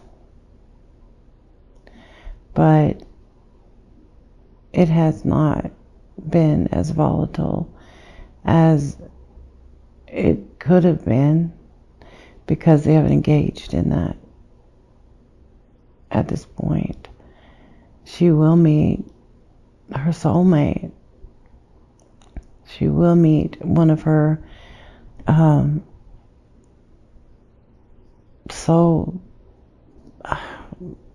what is the word? Well, soulmate is the only thing that I can come up with that's going to work as well as the language that we have. Soulmate. It's a team member it's on her team. Her soul family. That is the right phrase, the soul family. She will meet that person and things will be amazing for her and well deserved. But she's got to understand that she's ready for it. And she has to do the work.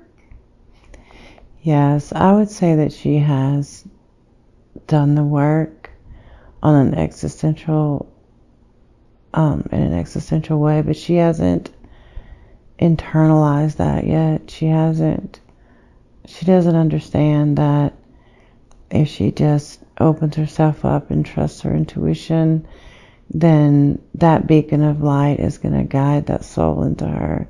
She will know who it is, but she hasn't learned to trust herself like that yet.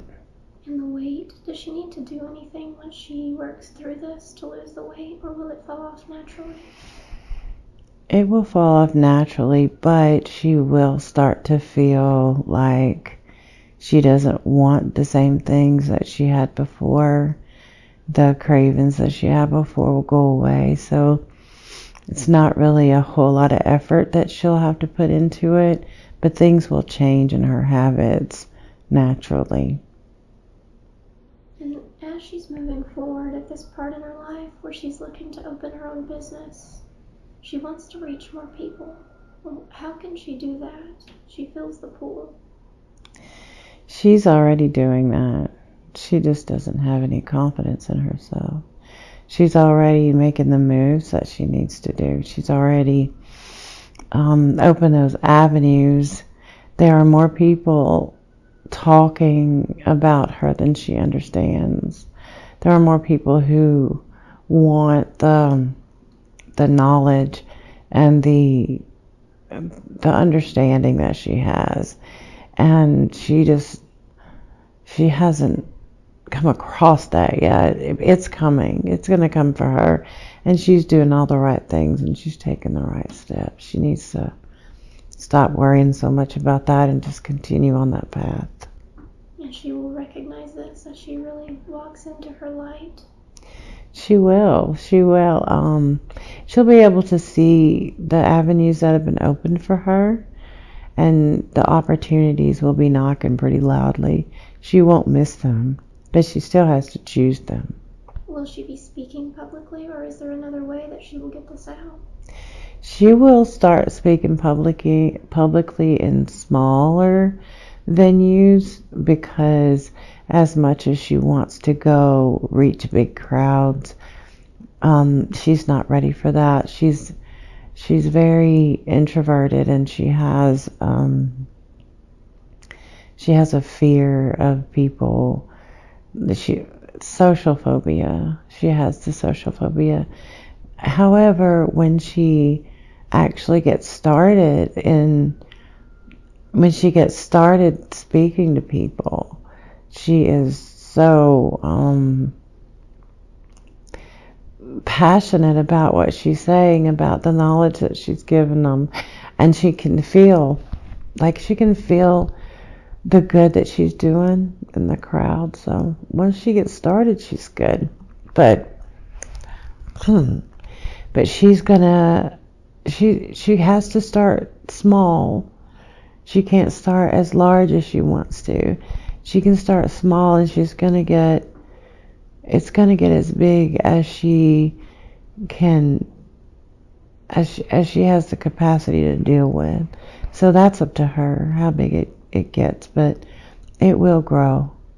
Well, and as she's feeling these emotions from people around her, it seems to be getting stronger and stronger. So she feels like she's that empathic.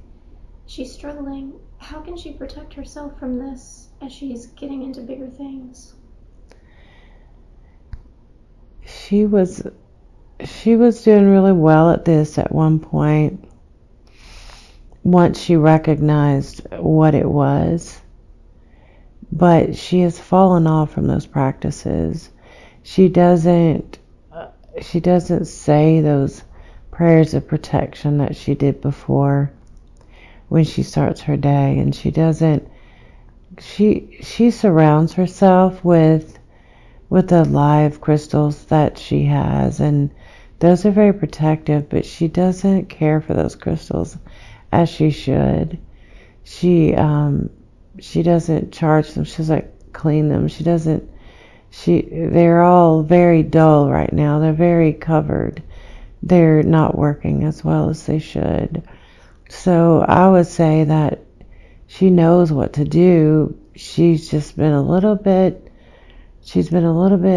behind on caring for those things. So as she gets stronger, and as she gets more of these feelings, her practices aren't coming along with her. So I would just say that she is very good at shielding herself, but she's not been doing it like she's supposed to. And how does she clear her crystals? How does she clean them so that they are more vibrant? Well, she just has to hold on to them long enough. She doesn't touch them. She doesn't pick them up like she did before.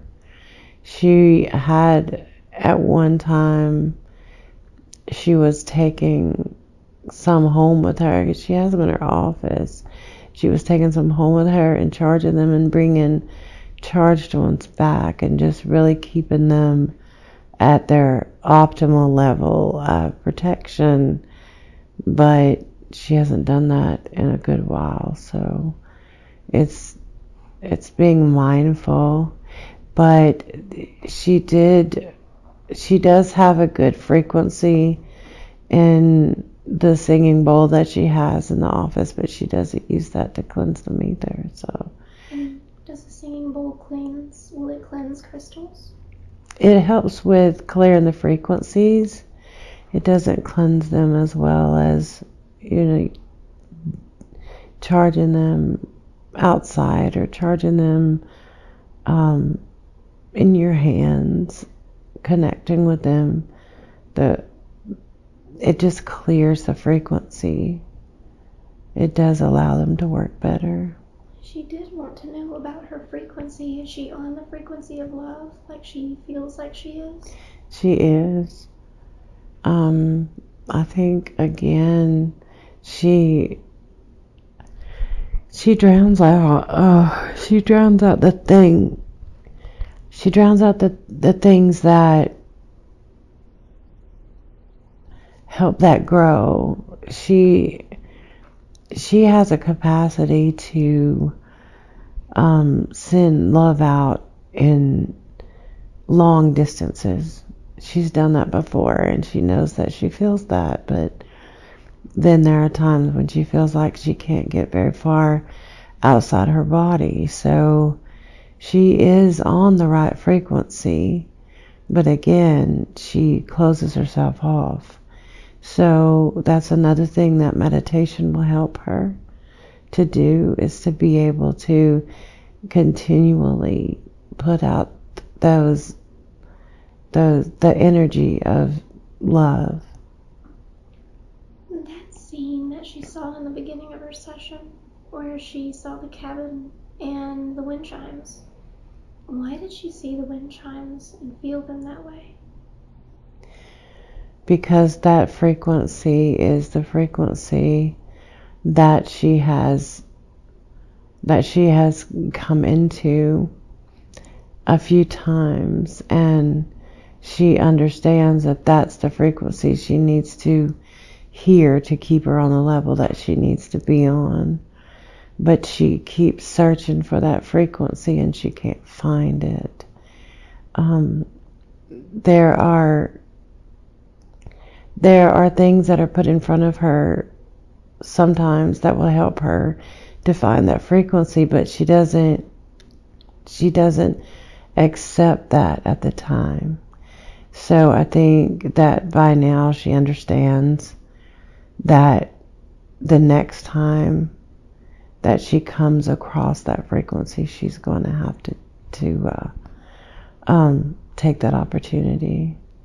There was an actual wind chime as the one that she was seeing that she came across and she passed on. And then there was a singing bowl that she came across that has that same frequency, and she passed on it. And she's been searching for that ever since. So we will make sure that that gets in front of her again, but she can't. She has to accept it. Is that frequency specific to her body or to her soul? It's specific to her heart. That's what helps open up her heart. And so, did that assist her with this session today? Is that what allowed her to experience this? Yes. Would she have been able to without that frequency? Without that opening? No. And so you assisted her with that today? Yes. I'm sure she will appreciate that very much. I know she wanted to ask about her kids. How can she help them at this time? As much as she does not want to hear this, she doesn't need to. She needs to love them teach them what she knows, be there for them, but she can't do life for them. They have to learn this. They have to be able to do this on their own because it's their purpose. That was their plan. They have their own plan, even though they're her children. They are individuals. They are their own souls. And they have to learn things. So what is her greatest accomplishment or theme at this point in her life? What does she need to know about her accomplishments? In this life, her greatest accomplishment is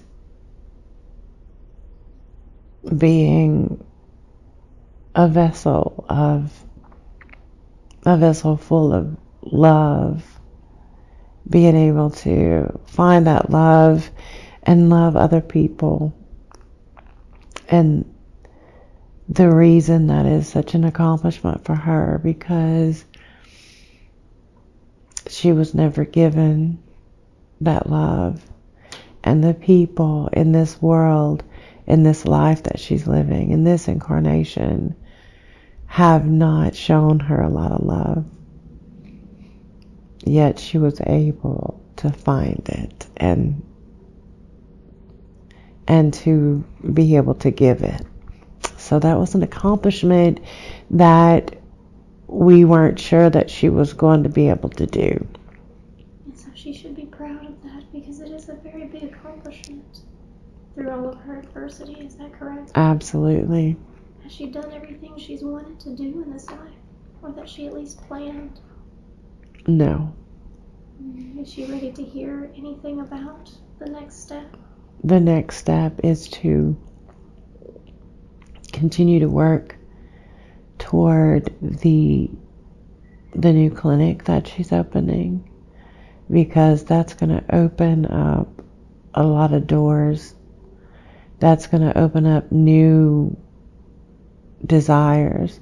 It's going to help her to reach goals that she has for this life that she doesn't even know about. It's going to help her to finish out the things that she's supposed to be doing.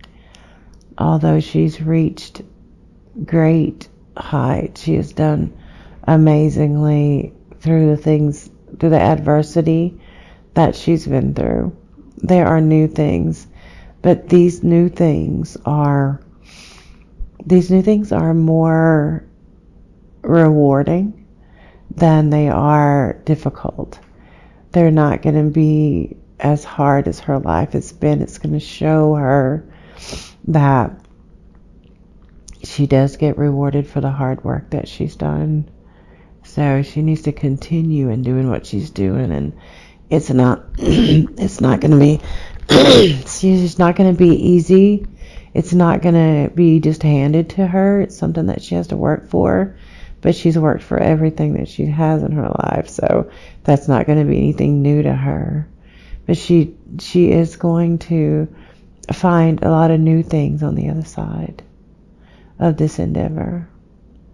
And can you scan her body at this time and tell her if there is anything that she needs or anything that needs attention at this time? Yes.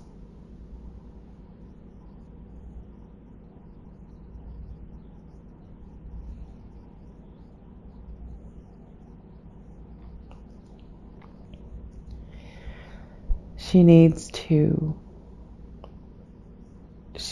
attend to her urinary tract. There is the beginnings of some problems there. She needs to attend to that. And she needs to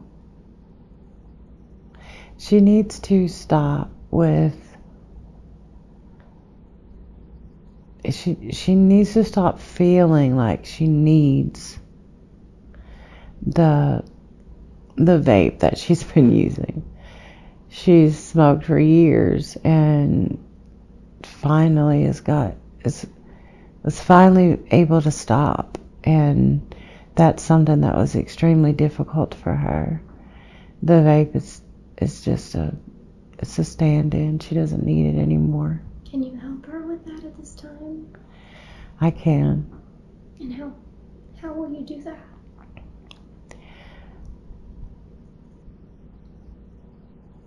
I will give her the opportunity to find distractions from that, to find a way to not desire that anymore. But again, that's going to be her choice. It's a choice. She has to do her part in that as well. And her urinary tract, can you help her at this time? Can you help work on that? I will.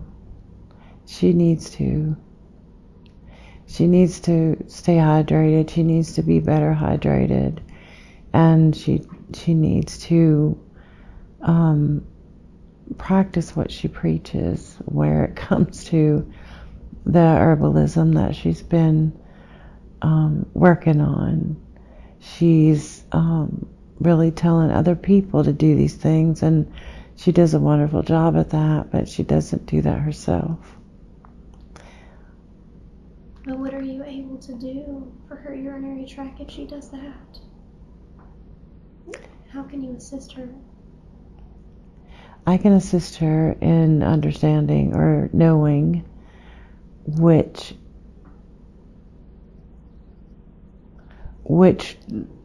of the teas that she needs, but she really needs to be hydrated. I think that's the biggest thing that she needs to do. But she thinks she's doing that, but she's not. She understands that drinking water doesn't hydrate her. That's what she teaches other people, but then she neglects that in herself. So the Celtic salt that she uses, she needs to be using that more times. Well, she's not been using it all lately, but she needs to be using that twice a day for the next week or so to be able to clear this up. And are you able to assist her with energy at this time to assist her urinary tract? I can, and I will. The energy will help her, but she has to keep that up. She has to be able to keep that up. She doesn't really take a very good care of herself as far as the physical things.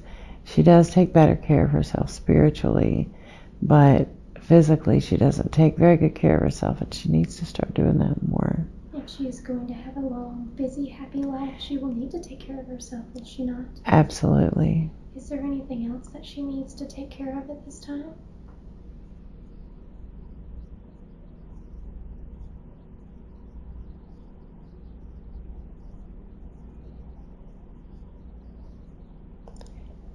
She needs to learn.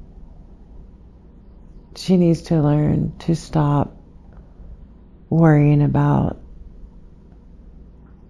things. She needs to learn to stop worrying about what she doesn't have, and she needs to understand she has everything that she needs right now. That's where these panic attacks are coming from. She feels like she's not going to have what she needs, and she feels like she's always going to have to struggle and fight for the things that she wants, but she's not. She needs to relax and understand that everything is already given to her. She just hasn't got to the place where they're hers yet, but it will happen. Again, this is about trusting herself, trusting her intuition, and being able to live in the now. Just live in what's happening right now and pay attention to what's going on around her, and for her to be able to learn from what's going on right now, how to be calm. There's never a reason to be anything but calm when you know that everything that you need is just right there for you to get. And so this is where her depression and anxiety and panic attacks are coming from? Yes. And that is all she needs to do? Yes. That's lovely. That sounds like a much easier way to deal with these issues. She wanted to know why she's not connected to those who have passed on. Is there a reason for this? Those who have passed on have lots of things to do. They're very busy, and sometimes they will come back to her or to just people in general, even though they have the ability to be in all places and do all things. It's not really necessary for her to connect to these people.